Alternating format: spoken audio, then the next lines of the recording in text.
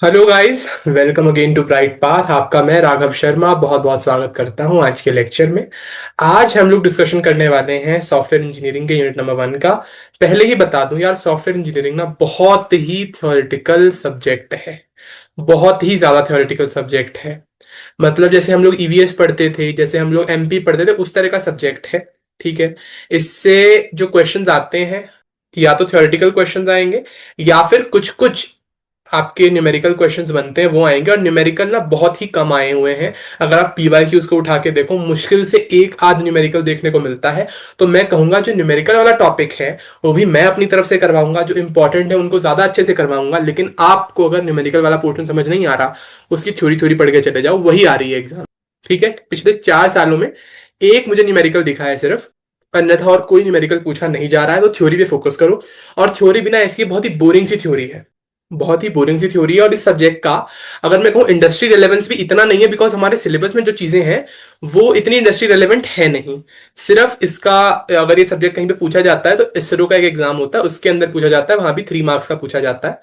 तो अगर आप उसके लिए भी तैयारी कर रहे हैं तो भी नोट्स तो मोर देन इनफ है। लेकिन मैं फटाफट चीजों को लेके जाके चलूंगा, ताकि ना अपना कम समय में काम पूरा हो जाए। बाकी तो आपको सब याद ही करना पड़ेगा, लेकिन मैं आपको हर चीज का आइडिया, हर चीज का एक्सप्लेनेशन दे दूंगा, ताकि जब आप नोट्स को रिवाइज करो तो आपको ऑलरेडी चीजें समझ में आए और आप फटाफट से रिवाइज करके चैप्टर्स को खत्म कर लो। तो मेरी कोशिश यही रहेगी, हर यूनिट को मैं 1 से 1.5 घंटे के अंदर अंदर कंप्लीट कर दूं, जिससे आपका टाइम भी बचे और आप अपने बाकी सब्जेक्ट जिसमें थोड़ा सा ज्यादा हमको इनपुट देना पड़ेगा, वहां पे आप अपना एफर्ट मार सको। तो स्टार्ट करते हैं। पीवाईक्यूज जो है वो मैंने पीवाईक्यू अलर्ट नाम से वहीं पे लिखा हुआ है। जैसे देखो, ये अपना एक पीवाईक्यू बनता है, तो यहाँ पे मैंने पीवाईक्यू अलर्ट लिखा हुआ है। तो मतलब ये वाला क्वेश्चन जो है पीवाईक्यू में पूछा गया है। And after the completion of the lecture मैं आपको सारे पीवाईक्यूज हर बार की तरह दिखा दूंगा कि देखो, एक एक पीवाईक्यू मैंने लेक्चर में करवा दिया है। मेरे पढ़ाने का तरीका ही ये है कि पहले मैं पिछले 5-6 साल के पीवाईक्यूज एनालाइज करता हूँ, फिर अपने नोट्स उठाता हूँ, फिर उन नोट्स को मोल्ड करता हूँ पीवाईक्यूज की तरह, ताकि हर चीज तो कवर हो ही जाए, साथ में हर पीवाईक्यू का आइडिया आपको मिलता चले लेक्चर के अंदर ही, ताकि एग्जाम के टाइम पे आपको कोई दिक्कत ना हो। तो चलिए भाषण को करते हैं समाप्त और लेक्चर को करते हैं शुरू। सॉफ्टवेयर इंजीनियरिंग, ठीक है।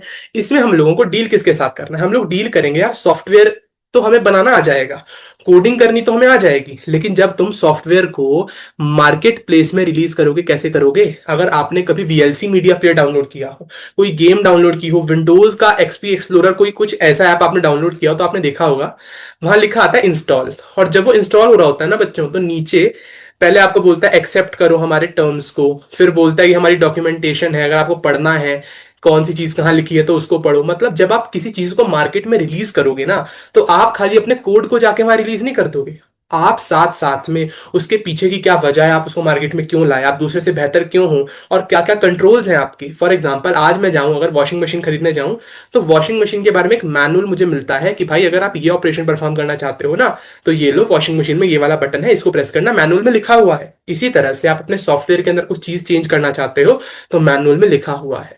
मतलब सॉफ्टवेयर इंजीनियरिंग में हम लोग सॉफ्टवेयर बनाना नहीं सीख रहे। सॉफ्टवेयर बनाना तो हम लोग सी प्लस प्लस जावा इन सब से सीख लेंगे, कोडिंग पार्ट तो सीख लेंगे, लेकिन जब सॉफ्टवेयर को हमें मार्केट में रिलीज करना है, जब हमें ऑर्डर मिलेगा, हमें किन किन चीजों का ध्यान रखना है। भाई आप कल को किसी प्रोडक्ट बेस्ड कंपनी में जाओगे, किसी सर्विस बेस्ड कंपनी में जाओगे, तो आपको कोई कॉन्ट्रैक्ट मिलेगा ना, आपको बोला जाएगा ये काम करो, तो आप कहोगे अच्छा सर मैं ये काम कर दूंगा, लेकिन आप अपने रिक्वायरमेंट्स तो बताओ। आपको बोला जाए ऐसा करो, जाओ और मेरे लिए एक ऐसा ऐप बनाओ जो मेरे स्कूल के एलएमएस की तरह सर्व करे, मतलब लर्निंग मैनेजमेंट सिस्टम्स, टीचर्स के डिटेल हो, स्टूडेंट्स के डिटेल हो, पेरेंट्स के डिटेल हो, अटेंडेंस के डिटेल हो। तो ये सारी जानकारी जो जो आपका जो कॉन्ट्रैक्टर है वो चाहता है कि भाई आप ये सब कुछ दो, आपका कस्टमर जो जो भी आपसे चीजें चाहता है कि नहीं भाई ये चीज भी होनी चाहिए सॉफ्टवेयर में, ये भी होनी चाहिए, पहले आप उनको उनसे एक्सट्रैक्ट करवाओगे, सारी नेसेसरी इंफॉर्मेशन लोगे, फिर एक प्रॉपर प्लान बनाओगे, फिर अपनी कोडिंग करोगे, फिर आपका प्रोडक्ट बनके तैयार होगा, फिर उस पर टेस्टिंग करोगे, एक बार बेटा टेस्टिंग होगी, एक बार उनको दिखाओगे, रिव्यू करवाओगे। इस तरह से ही तो आप अपना सॉफ्टवेयर फाइनली मार्केट में रिलीज करोगे जी। तो उन सब चीजों के बारे में कि और अतिरिक्त कोड को छोड़ के बाकी क्या क्या इंपॉर्टेंट चीजें बच जाती हैं एक सॉफ्टवेयर को, एक सॉफ्टवेयर का ऑर्डर लेने से लेके सॉफ्टवेयर को मार्केट में रिलीज करने तक, वो हम डिस्कस करेंगे सॉफ्टवेयर इंजीनियरिंग। ठीक है। चलिए जी, तो सॉफ्टवेयर क्या है? Software is a program along with proper documentation. Proper documentation होनी चाहिए, उसी को सॉफ्टवेयर कहते हैं। और साथ में यूजर मैनुअल्स हो, which mainly include installation guide and other manuals. इतनी बात सबको समझ में आती है? हाँ भैया आती है। पर प्रोग्राम क्या होता है? A step-by-step instructions to perform a specific task on a computer in a programming language is called a program. Set of instructions कह रहा है भाई, जो तू कोड कर रहा है ना वो एक प्रोग्राम है, वो सॉफ्टवेयर नहीं है। जो भी आप आज मैं आपको बोलता हूँ ऐसा करो। एक बहुत ही फेमस क्वेश्चन है लीड कोड का, पैलिंड्रोम वाला, आप उसको सॉल्व करो। तो जब आप उसको सॉल्व करके रन करोगे तो वो आपका प्रोग्राम है, स्टेप बाय स्टेप इंस्ट्रक्शन है जो एक स्पेसिफिक टास्क को परफॉर्म करता है, वो सॉफ्टवेयर नहीं है। जब आप उसी प्रोग्राम के लिए प्रॉपर डॉक्यूमेंटेशन दे दो, आप प्रॉपर बता दो इसकी रिक्वायरमेंट कहाँ है, ये किस समस्या को सॉल्व करता है, उसके साथ एक मैनुअल दे दो, कोई गड़बड़ आए तो ये काम करना, तब वो बनता है सॉफ्टवेयर। बात समझ में आई? असल में ये जो है ये मेरा एक सॉफ्टवेयर है। ये जो आपको दिख रहा है इधर, ये सॉफ्टवेयर जिसमें प्रोग्राम्स होते हैं। यूजर इंटरफेस, यूजर उस प्रोग्राम से कैसे इंटरेक्ट करेगा? भाई यूजर थोड़ी ही जाके कोडिंग के अंदर को चेंज करेगा, अगर उसे चेंज करना है ना, यूजर के लिए अलग इंटरफेस है। ऑपरेटिंग प्रोसीजर, किस तरह से काम लेना, यूजर मैनुअल और डॉक्यूमेंटेशन, जब ये चारों चीजें मिल जाती हैं तब बनता है एक सॉफ्टवेयर। इतनी बात समझ में आती है? हाँ भैया समझ में आती है, बहुत बढ़िया, आगे बढ़ेंगे। ये इंपॉर्टेंट पीवाईक्यू अलर्ट है कि प्रोग्राम और सॉफ्टवेयर का डिफरेंस पूछा हुआ है एग्जाम में। सिंपल है भाई, प्रोग्राम जो है वो स्मॉल होता है साइज में, सॉफ्टवेयर लार्ज इन साइज होता है। प्रोग्राम के ऊपर तो भाई एक प्रोग्रामर खुद ही काम कर रहा होता है, या फिर हो सकता है अपने किसी दोस्त को लाके उस पर काम करवा ले। लेकिन एक सॉफ्टवेयर, सॉफ्टवेयर जैसे हो गया मेरा माइक्रोसॉफ्ट वर्ड, ये एक सॉफ्टवेयर ही तो है।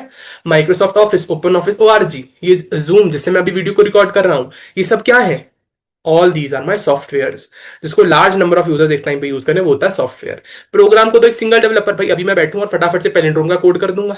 लेकिन सॉफ्टवेयर को बनाने के लिए जिसमें मुझे बहुत सारी फंक्शनैलिटीज चाहिए, ऐसा हो सकता है ना जब मैं स्कूल के लिए कोई सॉफ्टवेयर बना रहा हूं तो उसमें टीचर्स की डिटेल के का काम मैं दे दूं, भाई तू करेगा एक अलग पर्सन, फिर बाकी जो डिटेल्स है उनके ऊपर कोई और काम करेगा। तो इस तरह से बहुत सारे लोग काम करेंगे, एक टीम में काम करेंगे, तो मतलब सॉफ्टवेयर पे एक टीम ऑफ डेवलपर्स चाहिए होती है। इंटरफेस, भाई प्रोग्राम तो हमें पता है, वीएस कोड में जाऊंगा टाइप कर दूंगा, that is a proper interface यहाँ पे नहीं है।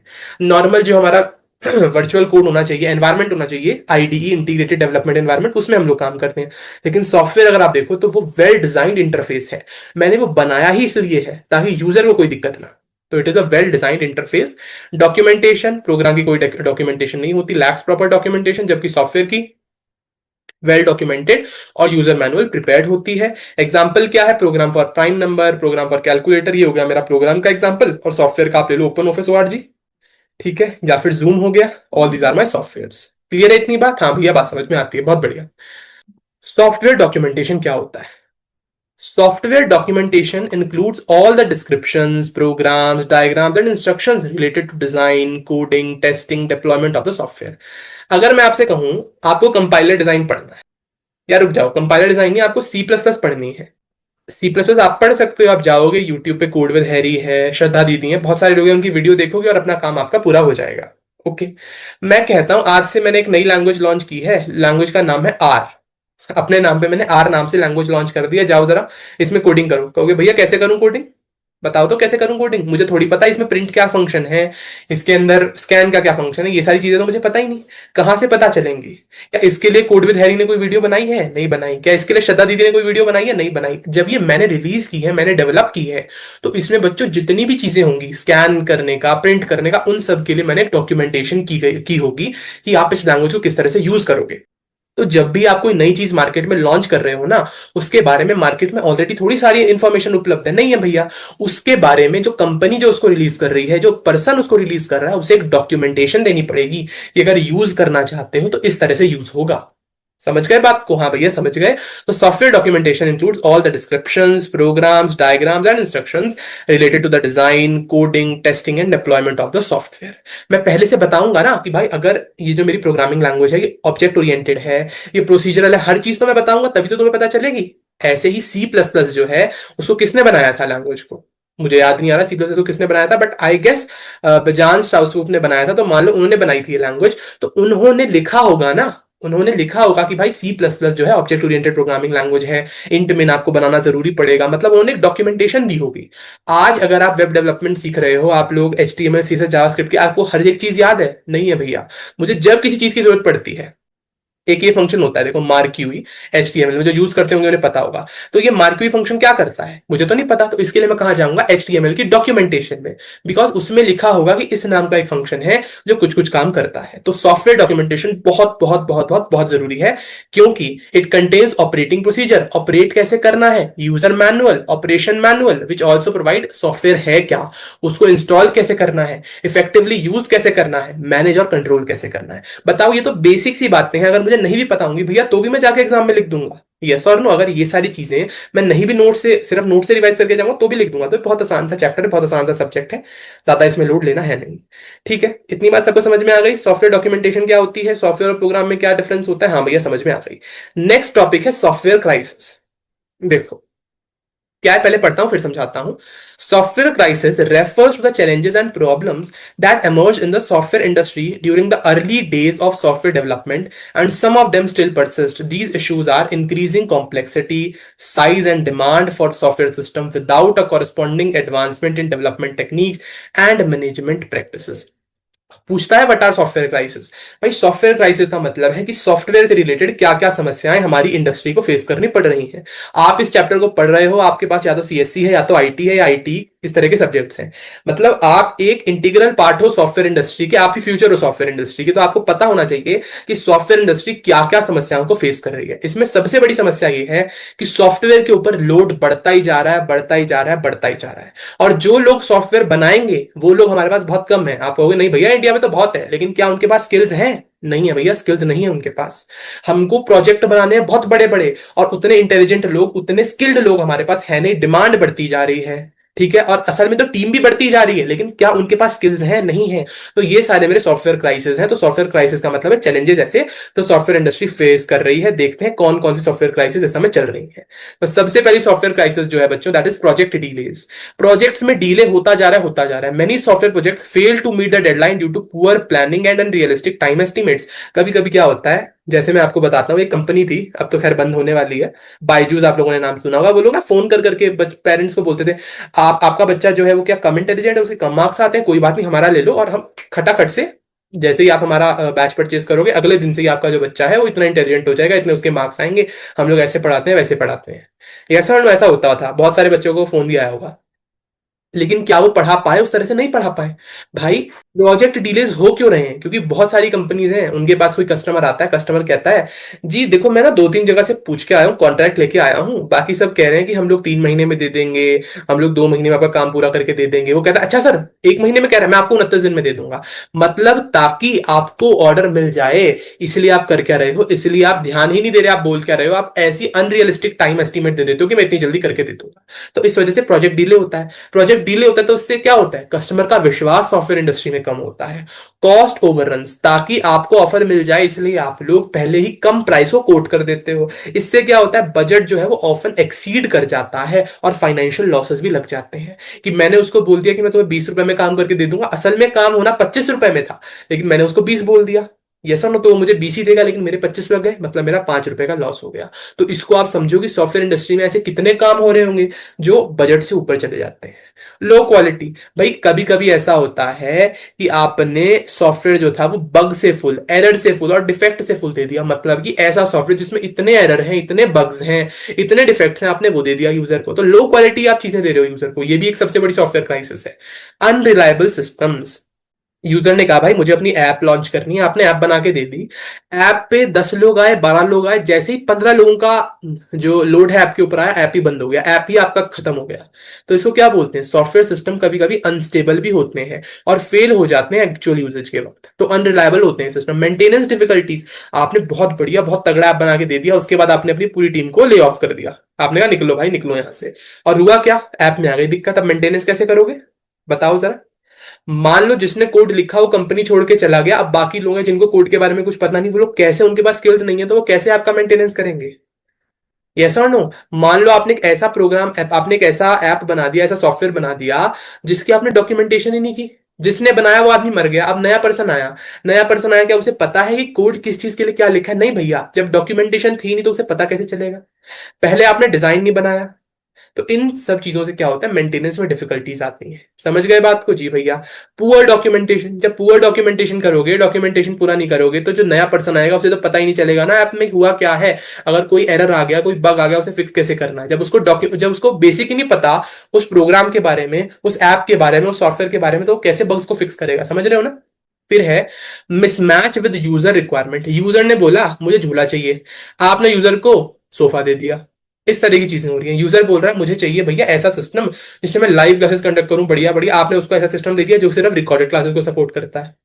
तो इस तरह से यूजर की जो रिक्वायरमेंट है उनके साथ मिसमैच होता है, जिस वजह से हमारी सॉफ्टवेयर क्राइसिस आती है। बात समझ में आ गई क्या? Project delay, cost overrun, low quality, unreliable system, maintenance difficulty, poor documentation and mismatch with user requirement, ये सारी समस्याएं सॉफ्टवेयर इंडस्ट्री इस समय फेस कर रही है। और हम लोग, क्योंकि अब सॉफ्टवेयर इंडस्ट्री का पार्ट है, हम लोग इस पूरे अपने चैप्टर में, या फिर मैं कहूँ इस पूरे सब्जेक्ट में, इन्हीं समस्याओं को सॉल्व करेंगे। ठीक है? कॉजेज क्या है सॉफ्टवेयर क्राइसिस के? देखो, सबसे ज्यादा जो कॉजेज हैं वो ये हैं कि प्रॉपर डेवलपमेंट मेथोडोलॉजीज हम लोग सिखा ही नहीं रहे हैं अपने इंजीनियर्स को। आप मुझे बताओ, आपने अब तक सी सीख ली, सी प्लस प्लस सीख ली, जावा सीख ली अपने कॉलेजेस से, क्या वो इंडस्ट्री रेलेवेंट है? नहीं है। क्या आपको लीड कोड का एक भी क्वेश्चन सॉल्व करवाया आपके टीचर ने? अगर करवाया है तो बहुत अच्छी बात है, लेकिन मैक्सिमम बच्चे कहेंगे नहीं करवाया, हम वो खुद से करते हैं। तो डेवलपमेंटल मेथोडोलॉजीज जो है वही आपको सिखाई नहीं जा रही। ठीक है?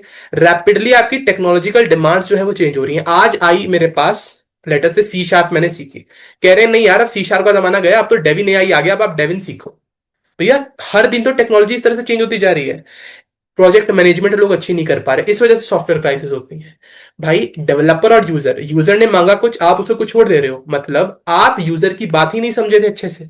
मतलब कम्युनिकेशन का लैक था डेवलपर और यूजर के बीच में। समझे? आपने ऐप बना दिया, बहुत बढ़िया ऐप बनाया, आपने यूजर को सीधा दे दिया, आपने टेस्ट ही नहीं किया ऐप। टेस्ट ही नहीं करोगे तो पता चलेगा कि उसमें क्या क्या बग्स है? नहीं पता चलेगा।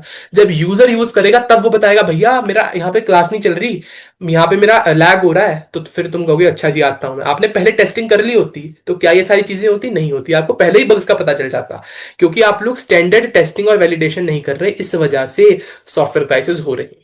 बात समझ में आ गई? और अगर सॉफ्टवेयर क्राइसिस होगी तो होगा क्या?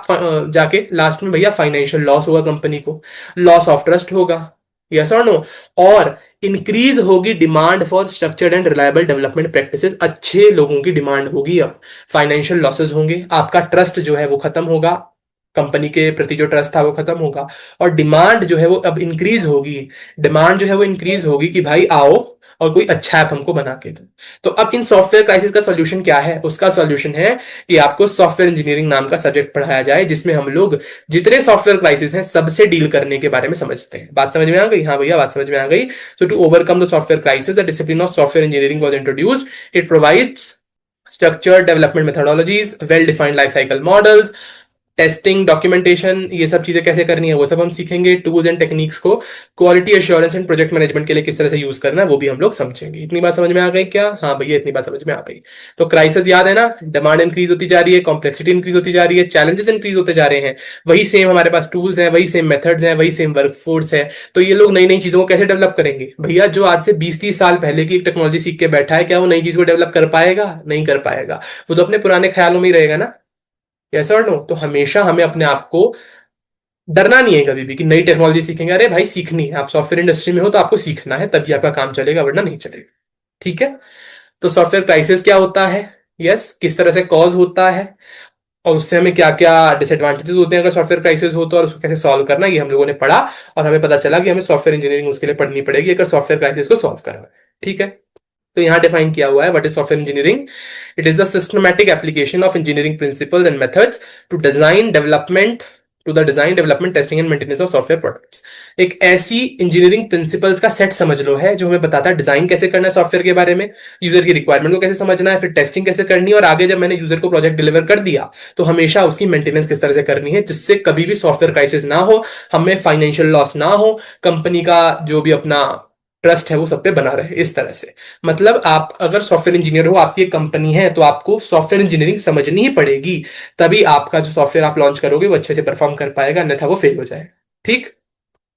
तो हम लोग यहाँ पे various tools, various techniques, various methodologies और बहुत सारी और चीजें जो है हमारे पास, बहुत सारे ऐसे पैरामीट्रिक टेस्ट हैं जिनको हम लोग आगे समझेंगे, जो मदद करते हैं हमारी क्वालिटी, रिलायबिलिटी और मेंटेनेबिलिटी को इंश्योर करने में। ठीक है? तो सबसे पहला एक क्वेश्चन पूछता है, अच्छा ये बताओ what are the characteristics of good software. Software crisis में हम लोगों ने समझा कि बहुत सारी समस्याएं आ रही थी, और उन समस्याओं को रिमूव करने के लिए हम लोग सॉफ्टवेयर इंजीनियरिंग को पढ़ेंगे। ठीक है? और हमारा एंड गोल क्या है? एक अच्छा, जबरदस्त और बढ़िया सॉफ्टवेयर हम लोग डिलीवर करें, और फिर उसका मेंटेनेंस वेंटेनेंस सब कुछ अच्छे से चलता रहे। तो पहले बताओ, जो तुम्हारा आउटपुट है, जो तुम अच्छा सॉफ्टवेयर डिलीवर करना चाह रहे हो, उसके क्या क्या कैरेक्टरिस्टिक्स है वो समझते हैं। Software quality attributes are the key characteristics that determine how well a software product performs, how easily it can be used and maintain, and how effectively it meets the user needs. तो 7 ऐसी essential quality attributes हैं जो अगर software में है तो मैं कहूंगा सॉफ्टवेयर बहुत अच्छा है। सबसे पहले तो करेक्टनेस। मान लो मैंने लाइब्रेरी मैनेजमेंट सिस्टम बनाया, तो उसमें हर चीज करेक्ट होनी चाहिए। अगर किताब है तो किताब का नाम, लेट अस से बुक है मेरे पास three man in a boat, तो three man in a boat name ही डिस्प्ले होना चाहिए मेरे ऐप के अंदर, मेरे सॉफ्टवेयर के अंदर। ऐसा ना हो लिखा है three man in a coat, नहीं जी, तो गलत हो गई चीज। हर चीज एकदम करेक्ट होनी चाहिए। ओके, एक्यूरेटली, एक्यूरेटली हर चीज होनी चाहिए। और दूसरा इसका सेंस क्या हो सकता है, आपने यूजर की जो रिक्वायरमेंट थी उसको करेक्टली समझा और फिर उसकी रिक्वायरमेंट को फुलफिल किया। आपने यूजर की रिक्वायरमेंट को समझा, यूजर चाहता है कि वो अपने सॉफ्टवेयर पे लाइव क्लासेस ले पाए, तो आप उसको लाइव क्लास का सपोर्ट भी दे रहे हो। तो हर चीज को ढंग से सुनना है और हर चीज को सॉफ्टवेयर पे ढंग से डिस्प्ले भी करना है। ठीक है, फिर नेक्स्ट है usability. It indicates how easy it is for users to learn, operate and interact with the software. मतलब यूआई जो बनाना है, यूआई जो यूजर इंटरफेस है वो बहुत ही आसान, बहुत ही यूजर फ्रेंडली होना चाहिए। जैसे मैं आपको एग्जांपल देता हूं, एक ऐप है बच्चों लाइटवर्क्स नाम से जो एडिटिंग में यूज होता है, और एक इसी तरह से ऐप है आपका शॉर्टकट, और एक ऐप है आपका एडोबी प्रीमियर प्रो। ठीक है, तो इनमें सबसे फेमस एडोबी प्रीमियर प्रो है। ऐसा नहीं है कि एडोबी प्रीमियर प्रो जो है वो ऐसा कुछ काम करता है जो लाइट से शॉर्टकट नहीं कर पाता, ऐसा नहीं है। एडोबी प्रीमियर प्रो जो है इसका यूआई बहुत आसान है as compare to Lightworks and shortcut, इसलिए सबसे फेमस है। तो हमेशा याद रखना, अगर आप अपने सॉफ्टवेयर को स्टैंड आउट करवाना चाहते हो तो यूआई जो यूजर इंटरफेस है वो बहुत ही अच्छा होना चाहिए। ठीक है, रिलायबिलिटी। रिलायबिलिटी मतलब यूजर आपके ऊपर रिलाई कर सके, जो काम वो करवाना चाहता है उसके ऊपर कंप्लीटली वो ट्रस्ट कर सके कि आपका सॉफ्टवेयर उसे करवा सकता है। Measure the consistency of the software in delivering correct outputs over time without failures. It ensures dependable performance. मतलब आप डिपेंड कर सको उस पर। एफिशिएंसी मतलब ऐसा ना हो कि आपका ऐप एफिशिएंट ही ना हो। ठीक है, मतलब बहुत बहुत बहुत टाइम लेके चीजें चले, बहुत स्लो चले ना, एफिशिएंसी होनी चाहिए। ऑप्टिमल यूज होना चाहिए सिस्टम के रिसोर्सेज का, मेमोरी और प्रोसेसिंग पावर का, जिससे कि मैक्सिमम एफिशिएंसी अचीव हो सके। ओके जी, मेंटेनेबिलिटी। जो आपका सॉफ्टवेयर है अगर उसमें डिफेक्ट आता है, आपके पास ऐसी टीम होनी चाहिए जो फटाफट से उसको फिक्स कर सके। तभी मैं कहूंगा जो सॉफ्टवेयर आपने बना के दिया है वो बढ़िया है, और उसके जो डिफेक्ट्स हैं, जो फीचर्स अपडेट करने वाले हैं, जो चेंजेस अडेप्ट आप करवाना चाहते हो यूजर को, वो आप फटाफट से करवा सकते हो। मतलब आपका मेंटेन वाला जो सपोर्ट है, आफ्टर सेल सपोर्ट, आफ्टर आपने प्रोडक्शन कर दिया सॉफ्टवेयर का, वो आपका अच्छा है। तो हम बोलते हैं सॉफ्टवेयर की मेंटेनेबिलिटी भी गुड है। सिक्योरिटी। सिक्योरिटी क्या है, refers to the software ability to prevent unauthorised access and protect data from threat like breaches, leaks और अटैक्स। जैसे हम लोग कहते हैं व्हाट्सएप है, एंड टू एंड इंक्रिप्शन है, हम लोगों को तो यही लगता है, तो हमें लगता है हाँ भाई व्हाट्सएप हमारा सिक्योर है। ठीक है, लेकिन लोग समझते हैं टेलीग्राम ज्यादा सिक्योर है। यस, क्यों? क्योंकि वो कहता है कि आपका मैसेज और किसी को भी डिस्प्ले नहीं हो रहा, हम तो गवर्नमेंट को भी नहीं दिखा रहे। तो जो हमें अगर किसी को सीक्रेट बात करनी होती है, या फिर आप लोग समझोगे कि बहुत सारी क्रिमिनल एक्टिविटीज जो है इसी कारण से टेलीग्राम पे हो रही है, बिकॉज वो लोग एक्सेस गवर्नमेंट को भी नहीं देते आपके डेटा की। तो इसीलिए जो क्रिमिनल है या फिर हम लोग भी जो अगर आप किसी से बात कर रहे हैं तो हम लोग चाहते हैं कि हमारा सॉफ्टवेयर जो है सिक्योर रहे। ठीक है, पोर्टेबिलिटी मतलब किसी भी डिवाइस पे मैं उसे चला पाऊं, एंड्रॉइड पे भी चला पाऊं, आईओएस पे भी चला पाऊं। फॉर एग्जाम्पल एक पर्सन है, वो सोचता है यार मुझे अपनी गेम लॉन्च करनी है, और गेम जो है वो लॉन्च करना चाहता है, वो भी एक सॉफ्टवेयर ही है। वो कहता है मैं प्ले स्टोर पे भी उसको लॉन्च कर पाऊं और उसको आईओएस पे भी लॉन्च कर पाऊं, ऐसी गेम बना, तभी तो मेरे पास ज्यादा यूजर आएंगे, तभी मेरा सॉफ्टवेयर मार्केट में हिट हो जाएगा। तो मैं हमेशा चाहता हूं सॉफ्टवेयर की जो एबिलिटी हो वो ऑपरेट करने की हो अक्रॉस डिफरेंट हार्डवेयर प्लेटफॉर्म्स। ठीक है, इसको बोलते हैं पोर्टेबिलिटी। तो what are the 7 characteristic? Correctness, usability, reliability, efficiency, maintainability, security and portability. Done जी भैया, डन। अगर हम ये सारे साथ के साथ अपने जो कैरेक्टरिस्टिक्स हैं उनको रखेंगे तो रोबस्ट, सिक्योर और यूजर फ्रेंडली प्रोडक्ट हम लोग मार्केट में दे पाएंगे। ठीक है, क्लियर है इतनी बात? हाँ भैया, इतनी बात क्लियर है। नेक्स्ट है सॉफ्टवेयर प्रोसेस। सॉफ्टवेयर प्रोसेस क्या होती है? एक सॉफ्टवेयर प्रोसेस जिसको हम लोग बोलते हैं सॉफ्टवेयर डेवलपमेंट लाइफ साइकिल, ये हमें बताता है कि सॉफ्टवेयर के डेवलपमेंट में कौन कौन से स्टेजेस जो है वो इन्वॉल्व होते हैं। Is a structured set of activities required to develop a software system. The key steps involve in a typical software process are.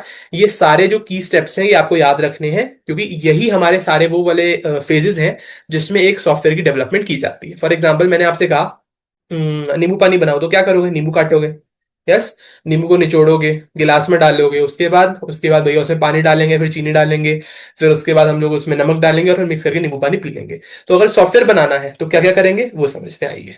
सबसे पहला फिजिबिलिटी स्टडी।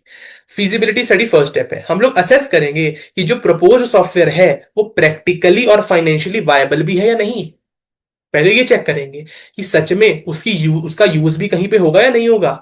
आज जैसे आप लोगों को याद होगा, शार्क टैंक इंडिया में एक पर्सन आया था जो लाया था अपने साथ सिप लाइन नाम का प्रोडक्ट, कि मैं ग्लास का मास्क बनाता हूं। तो उसकी बहुत बेइज्जती करके उसे भगा दिया कि इस चीज की मार्केट में यूज ही नहीं है, आप उसको ला क्यों रहे हो।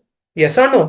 आप इसको लॉन्च कर दोगे, आप इसको लॉन्च कर दोगे, आप पूरा डेवलप कर लोगे, हो सकता है लॉन्च भी हो जाए, डेवलप भी हो जाए, लेकिन कोई खरीदेगा नहीं तो आपका फाइनेंशियल लॉस हो जाएगा। तो इसलिए पहले फिजिबिलिटी स्टडी जो है वो काफी इंपॉर्टेंट है करनी, कि जो सॉफ्टवेयर है वो प्रैक्टिकल है भी, उसकी नीड भी है, वो आपको फाइनेंशियली बाद में प्रॉफिट दे भी पाएगा या नहीं। यस और नो। टेक्निकल फिजिबिलिटी, कि टेक्निकली बन भी पाए। ऑपरेशनल फिजिबिलिटी की, जब हम उसको ऑपरेट करें उन चीजों के ऊपर, मान लो मैंने चीज बना के रख ली, अब मैं उसे मार्केट में पुश ही नहीं कर पा रहा, यस, तो ये मेरा ऑपरेशनल जो डिवीजन है उसका फेलियर हो जाएगा। तो वो भी फिजिबिलिटी होनी चाहिए।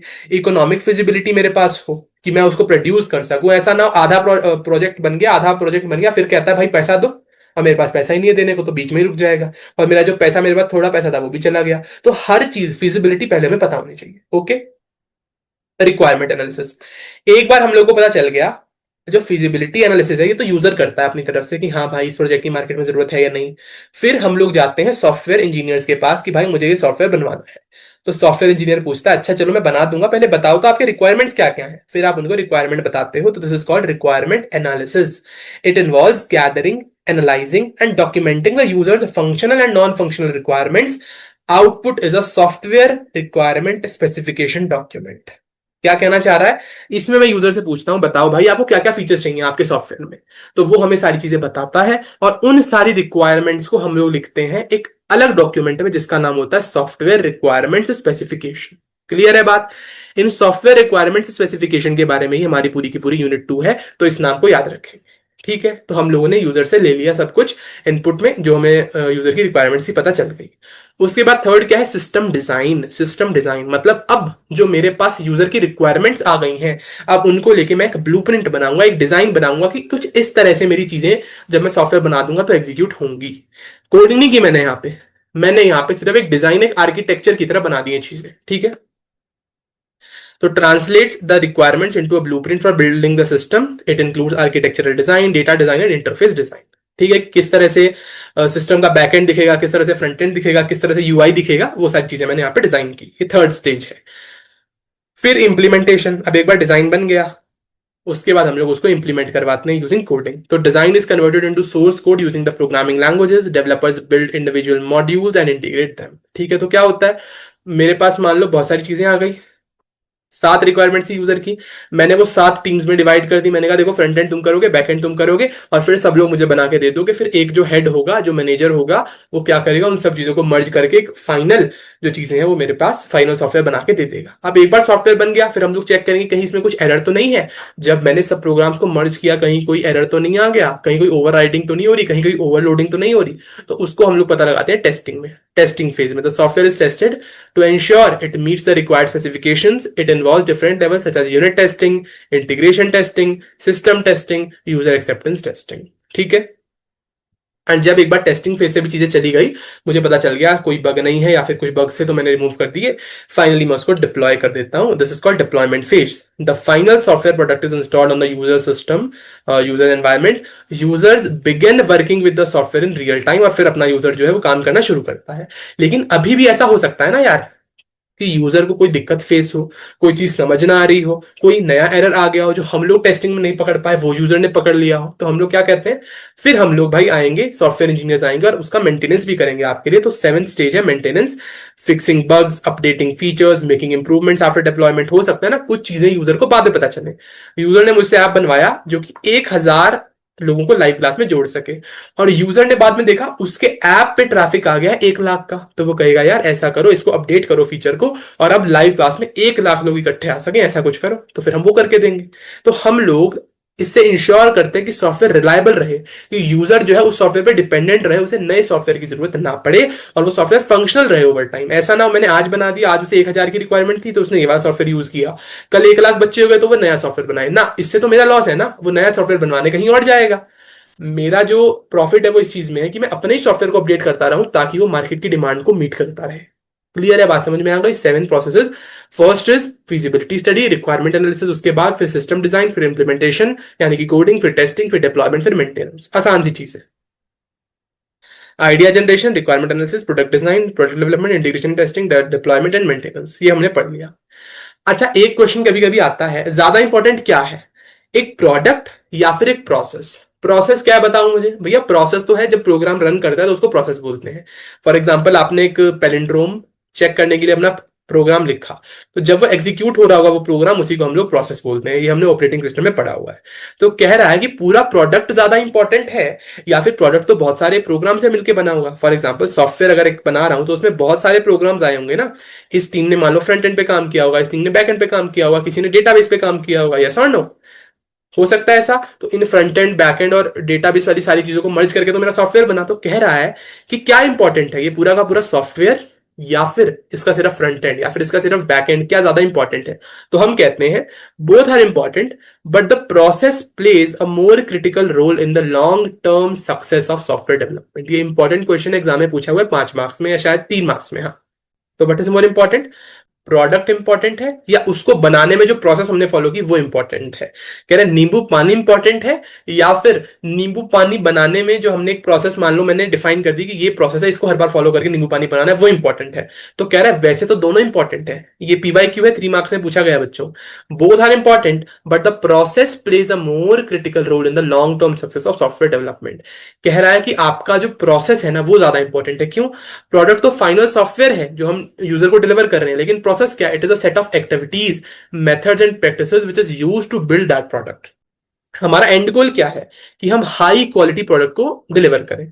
लेकिन जो प्रोसेस हम लोग यूज कर रहे हैं ना, it is the process that determines how the product is developed, how reliable it will be, how maintainable it will be, and it will remain over time. कह रहा है कि अगर आपसे मैं बोलूं क्या खाना चाहते हो, बर्गर खाना चाहते हो या फिर हर बार एक ही तरह का बर्गर खाना चाहते हो? आप एक बार अच्छा सॉफ्टवेयर लॉन्च करना चाहते हो या फिर हर बार जब आपकी कंपनी को कॉन्ट्रैक्ट मिले तो आप एक अच्छा रिलायबल मेंटेनेबल सॉफ्टवेयर जो यूजर है उसको देना चाहते हैं? तो आप कहोगे भैया एक बार अच्छा प्रोडक्ट देके क्या फायदा, मैं तो हर बार अच्छा प्रोडक्ट देना चाहता हूं। तो उसके लिए आपको अपनी प्रोसेस पे मेहनत करनी पड़ेगी, उसके लिए आपको अपनी प्रोसेस पे मेहनत करनी पड़ेगी। और अगर आप प्रोसेस पे मेहनत कर लोगे तो ऑलरेडी आपका प्रोडक्ट अच्छा ही आपको मिलेगा। यस और नो? तो कह रहा है इसलिए प्रोसेस इंपॉर्टेंट है, क्योंकि वही डिसाइड करेगी कि आपकी कंपनी का कल्चर कैसा है, आप लोगों का आफ्टर सेल सपोर्ट कैसा है, आप लोगों की मेंटेनेबिलिटी कैसी है। तो वो आपके सॉफ्टवेयर को भी इफेक्ट करेगी कि आपके ऊपर कितना रिलाई किया जा सकता है, आप लोग अपने सॉफ्टवेयर को कितना मेंटेन करोगे, ये सारी चीजें। ठीक है, प्रोसेस मोर इंपॉर्टेंट है बिकॉज वो कंसिस्टेंसी इंश्योर करेगी कि आप हर बार उसी कंसिस्टेंसी का प्रोडक्ट दोगे। प्रेडिक्टेबिलिटी, अगर आपने एक प्रोसेस फॉलो की है, आपने वो यूजर को बता दी कि भाई हम लोग इस प्रिंसिपल पे काम करते हैं, तो यूजर कहेगा हाँ भाई आपके प्रिंसिपल्स मुझे सही लग रहे हैं, तो आपका जो प्रोजेक्ट होगा, जो आप मुझे प्रोडक्ट दोगे, वो भी अच्छा ही होगा। ठीक है।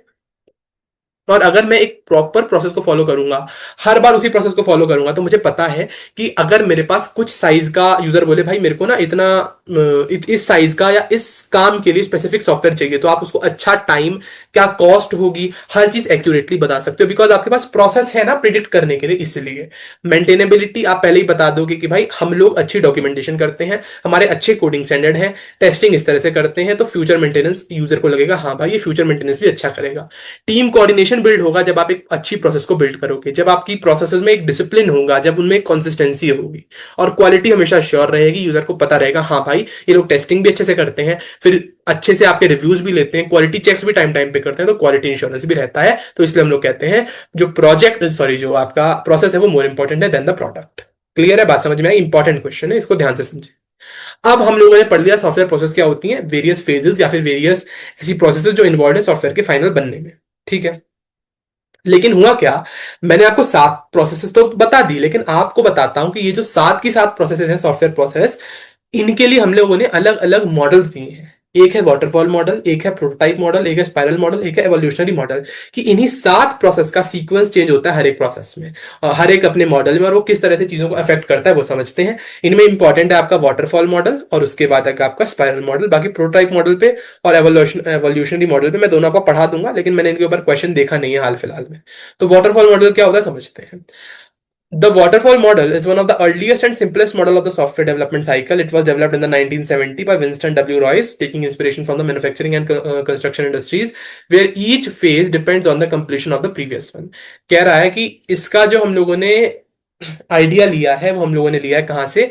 इसका आइडिया बच्चों हम लोगों ने लिया है आपके हार्डवेयर इंडस्ट्री से। हार्डवेयर इंडस्ट्री में क्या होता है, मान लो मेरे को बॉटल बनानी है, तो क्या होगा, पहले प्लास्टिक पिघलाया जाएगा, फिर प्लास्टिक का मोल्डिंग की जाएगी, और फिर उसका ढक्कन बनाया जाएगा, फिर ढक्कन के अंदर कोल्ड ड्रिंक फिल की जाएगी, और फिर फाइनली उस ढक्कन को बंद करके सेल कर दिया जाएगा। मतलब आप मुझे बताओ, जब तक बॉटल नहीं बनी क्या तब तक मैं उस बोतल में कोल्ड ड्रिंक डाल सकता हूँ क्या? Can I pour cold drink in it? नहीं डाल सकता भैया। जब तक बना ही नहीं मेरे पास तब तक मैं उसमें कोल्ड ड्रिंक कैसे डाल दूंगा? जब तक कोल्ड ड्रिंक मैंने अंदर नहीं डाली क्या तब तक मैं ढक्कन बंद कर सकता हूँ? नहीं कर सकता। तो कह रहा है हर चीज जो है वो पिछले से रिलेटेड है। जब तक पिछला कंप्लीट नहीं हो रहा अगले वाली चीज फॉलो नहीं होगी। तो this model follows a linear and sequential flow where the output of one phase becomes the input for the next and the phases do not overlap। ठीक है, इसको हम लोग बोलते हैं वाटरफॉल मॉडल, बिकॉज इसकी जो डायग्रामेटिकल रिप्रेजेंटेशन है वो क्लासिक आपकी वाटरफॉल की तरह, आप समझ जाओगे देख के।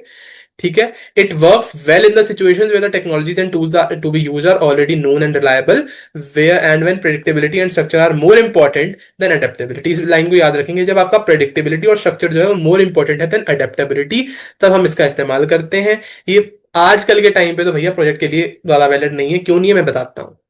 मैंने यहाँ पे पिक्चर लगाई होगी जरूर, हाँ ये रहा वाटरफॉल मॉडल। वही सेम अभी आपने पढ़ा था, पहले एनालिसिस होगी, फिर डिजाइन होगा, एनालिसिस होगी, फिर डिजाइन होगा, फिर इंप्लीमेंटेशन होगी, फिर टेस्टिंग होगी, फिर मेंटेनेंस होगा। इस तरह से मॉडल चलता है, जो हम लोग पढ़ के आए सीक्वेंस उसी में चलेगा। लेकिन ये कहता है कि कभी कभी ऐसा हो जाए, आपने डिजाइन क्या, आप कोड कर रहे थे, जब आप कोड कर रहे थे आपको पता चला आपने एक डिजाइन बना तो दिया था, लेकिन वो डिजाइन असल में इंप्लीमेंटेबल ही नहीं है। उसको मैं कोड करना चाहूं तो वो कोड करे किया ही नहीं जा सकता। तो क्या करोगे, तो फिर से डिजाइन वाले फेज पे वापस जाओगे और लोगों से बोलोगे भाई डिजाइनर जी मुझे बताओ मैं क्या करूं, अब ये तो आपने जो चीज दी है गलती कर दी आपने। तो यहां तो दिक्कत हो गई। एक बार डिजाइनर ने आपको चीजें डिजाइन करके दे दी, फिर आपको इंप्लीमेंट करनी पड़ेगी। तो बताओ क्या ये मॉडल रिलायबल है? क्या इस मॉडल से मैं कॉम्प्लेक्स चीजें बना सकता हूं? नहीं बना सकता। इसलिए कह रहा है ऐसी चीजें जिनके बारे में पहले से पता है, प्रेडिक्टेबल हैं, ऐसी टेक्नोलॉजी जो पहले से हमें पता है, बेसिक सी चीजें, उनके लिए मॉडल ठीक काम करता है, लेकिन वैसे ही इतना अच्छा मॉडल नहीं है। ठीक है, एडवांटेजेस क्या है? इजी टू अंडरस्टैंड इंप्लीमेंट है, ईच फेज जो है वो क्लियरली डिफाइंड है, कोई फेज ओवरलैप नहीं करता। आप एक फेज पे एक बार आ गए तो आप उसके ऊपर दोबारा नहीं जा सकते। ठीक है, लो कॉस्ट है और इजी शेड्यूलिंग होती है, यहाँ पे पढ़ लेना बाकी सब। नॉट सो फ्लेक्सिबल, ठीक है, it is difficult to gather all requirement up front. The working vision, जो हमारा फाइनल सॉफ्टवेयर है वो सिर्फ फाइनल स्टेज पे हमको मिलता है, उससे पहले नहीं मिलता। हाई रिस्क और अनसर्टिनिटी इसमें रहती है, सब पढ़ लोगे ना आप जी। नेक्स्ट है प्रोटोटाइप मॉडल। ये क्या कहता है? ये कहता है कि हम लोग क्या करेंगे, जैसे तू कह रहा था यहाँ पर राघव कि एनालिसिस और डिजाइन है। अब एनालिसिस और डिजाइन जो है ये तो मैं कर रहा हूं, जब मैं इंप्लीमेंटेशन करने जाता हूं चीजों की तब मुझे एरर फेस करना पड़ता है, तब मुझे पता चलता है कि डिजाइन में कोई गड़बड़ रही होगी। तो ये कहता है आप अब क्या करो, वाटरफॉल मॉडल नहीं, जो आपका प्रोटोटाइप मॉडल है वो कहता है कि आपसे जितनी चीजें बन रही है वो बना लो, और जो आपको लगता है एरर छूट गया है डिजाइन वाले में तो फिर से डिजाइनर के पास लेके जाओ, उसको बोलो भाई ये चीज गलत थी, तो वो अपने डिजाइन को सही करेगा, आप फिर से उसको इंप्लीमेंट करो। फिर आपको कोई गड़बड़ मिलती है, फिर आपको लगता है नहीं यार ये वाली चीज भी ऐड की जा सकती है। मान लो यूजर कहता है यार ये तुमने अच्छा तो किया, लेकिन इससे मुझे नया आइडिया आया कि मैं इस चीज को भी इंक्लूड कर सकता हूँ। हो सकता है ना भाई, आपकी चीजें, आपकी चॉइस बदलती है बार बार, बिल्कुल बदल सकती है। तो यूजर कहता है इस चीज को भी ऐड करो, तो फिर से आप डिजाइनर के पास गए, डिजाइनर कहेगा अच्छा अगर इस फीचर को ऐड करना तो देखो ये वाला डिजाइन फॉलो होगा, फिर आप उसको इंप्लीमेंट करते हो। तो इस तरह से हम लोग बोलते हैं प्रोटोटाइप मॉडल। एक मैंने प्रोटोटाइप बना के रख लिया, उसके ऊपर मैं बार बार उसको बेटर करता जा रहा हूं, करता जा रहा हूं, करता जा रहा हूं। बात समझ में आ गई? हाँ भैया बात समझ में आ गई। तो prototype model is an iterative software model. Iterative model है कि बार बार उसको हम लोग बेटर कर सकते हैं। और ये कब होता है? जब कस्टमर अनश्योर है अबाउट एग्जैक्ट रिक्वायरमेंट्स। कस्टमर कह रहा है अभी मैं श्योर नहीं हूं, तुम थोड़ा सा काम इस चीज पे शुरू करो, और फिर जब तुम मुझे थोड़ा सा कुछ दिखाओगे, प्रोटोटाइप दिखाओगे, तब मैं उसमें कुछ और चेंज करके कुछ नया आइडिया लेके तुम्हें बताऊंगा। तो जब इस तरह की कस्टमर की डिमांड हो तब हम लोग प्रोटोटाइप मॉडल का यूज करते हैं, क्योंकि many customers are not clear about the exact functionality. ठीक है, तो इस समय इस ऐसे में क्या होता है कि हम लोग पहले प्रोटोटाइप बनाते हैं फिर उसमें इंप्रूवमेंट करते हैं। तो अर्ली वर्जन बनाते हैं सॉफ्टवेयर का with limited features, low reliability and basic performance. This model is iterative, मतलब हर प्रोटोटाइप हम लोग यूजर को दिखाते हैं, यूजर फीडबैक देता है, उसके बाद हम लोग उसको मॉडिफाई करते रहते हैं, करते रहते हैं। और जब यूजर सेटिस्फाई हो जाते हैं हम कहते हैं चलो आप सेटिस्फाई हो ना, तो हम इसकी टेस्टिंग स्टार्ट करते हैं, और फिर बग वग फिक्स करके आपको मॉडल हैंड ओवर कर देंगे। ठीक है। फिर कह रहा है once the final version of the prototype meets all requirements, a detailed software requirement specification document is created. कह रहा है पहले ही हम लोग नहीं क्रिएट कर ले रहे हैं, जो आपका रिक्वायरमेंट वाला जो डॉक्यूमेंट था वो हम पहले ही क्रिएट नहीं कर ले रहे। पहले हम लोग यूजर के सारे इनपुट ले रहे हैं, बेसिक प्रोटोटाइप बना ले रहे हैं, यूजर की सारी रिक्वायरमेंट जब हमें पता चल गई उसके बाद एसआरएस डॉक्यूमेंट बनाएंगे। सिंपल। एसआरएस डॉक्यूमेंट क्या था? यूजर की जितनी रिक्वायरमेंट थी उनको एक जगह पे जब डॉक्यूमेंट करते हैं उसको बोलते हैं software requirement specification, SRS document. Clear?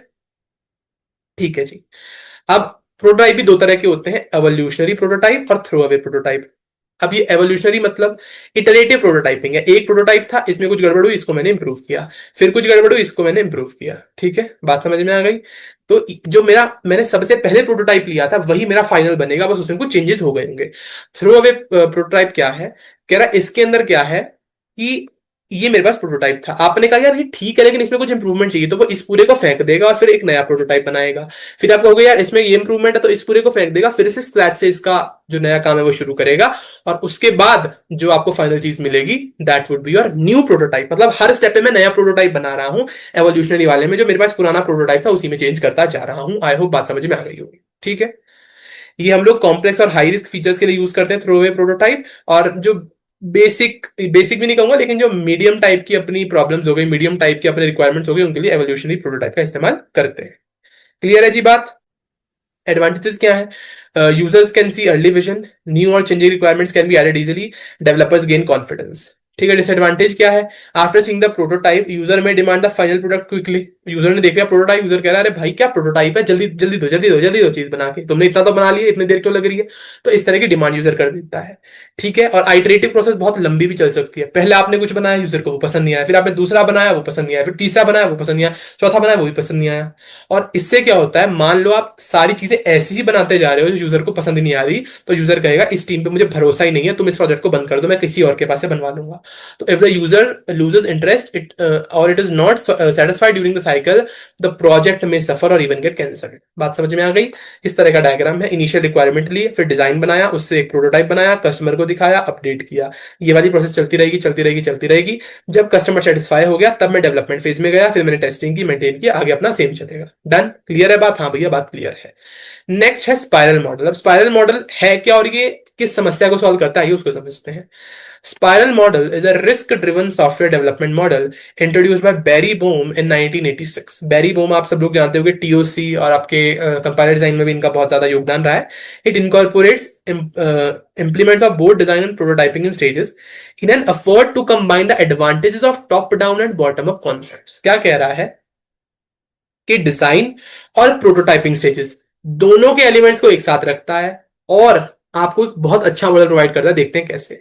बैरी बोम ने स्पाइरल मॉडल को integrating project risk management into the life cycle, क्या किया कि जो प्रोजेक्ट रिस्क मैनेजमेंट वाला एक हमारा फेज है उसको भी लाइफ साइकिल में ऐड किया। The radial dimension of the spiral represent the cumulative cost. रुक जाओ मैं आपको डायग्राम से ही समझाता हूँ। ये है आपका डायग्राम। क्या हो रहा है, इस फेज में मैं रिस्क एनालिसिस कर रहा हूं कर रहा हूं कर रहा हूं कर रहा हूं कर रहा हूं। सबसे पहले तो क्या होगा, सबसे पहले तो मैं प्लान करूंगा, मैंने चीजों को प्लान किया। आई हैव प्लान थिंग्स, मैंने यहां से चीजों को प्लान किया।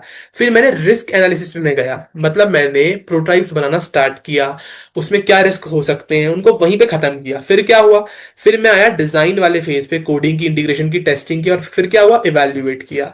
अब मान लो वो मॉडल पसंद नहीं आया तो फिर से हम लोग प्लान करेंगे।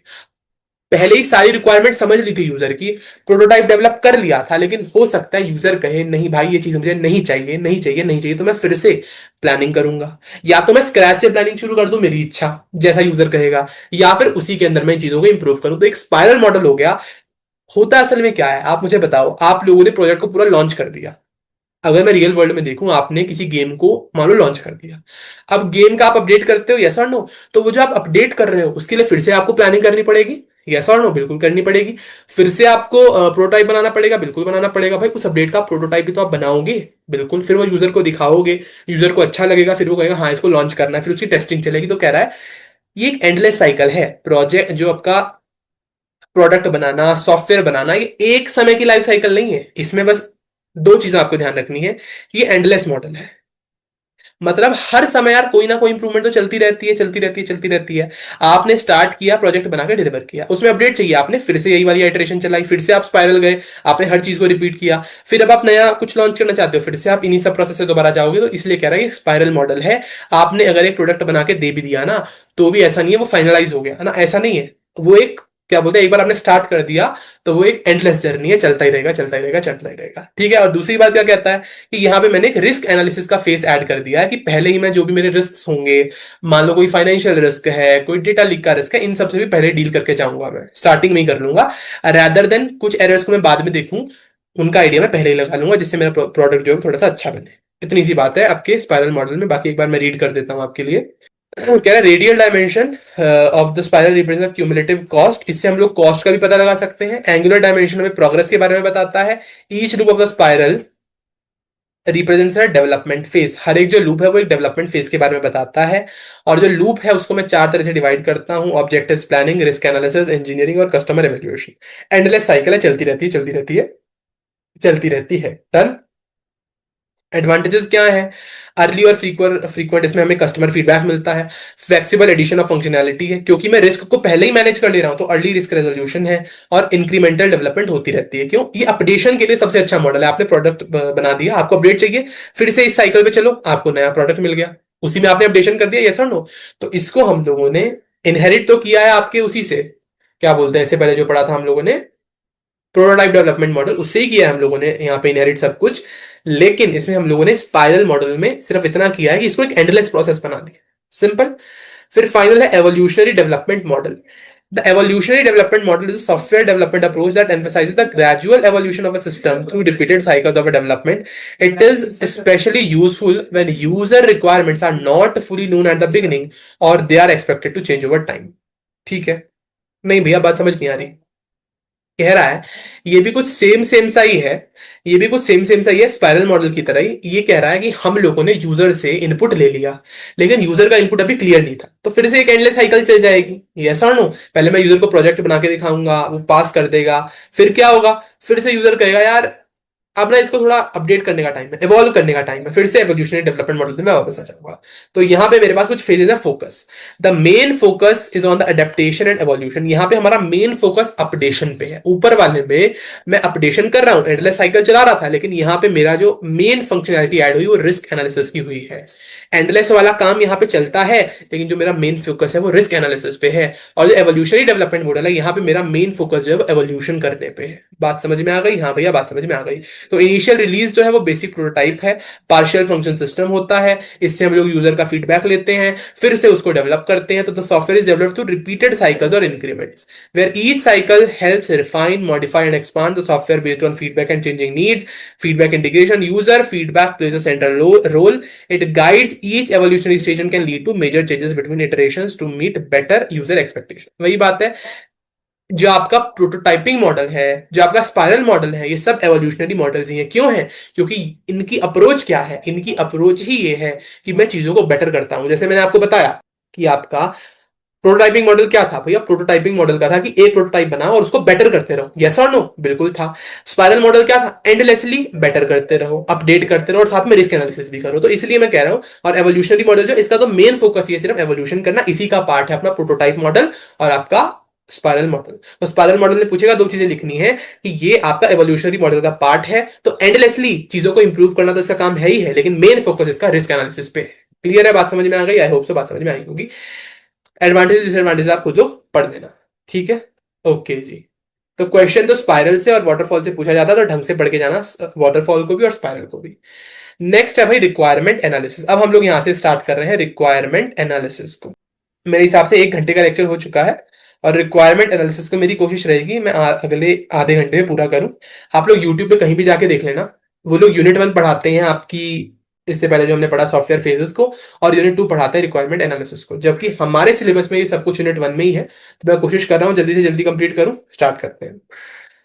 क्वेश्चन क्या है?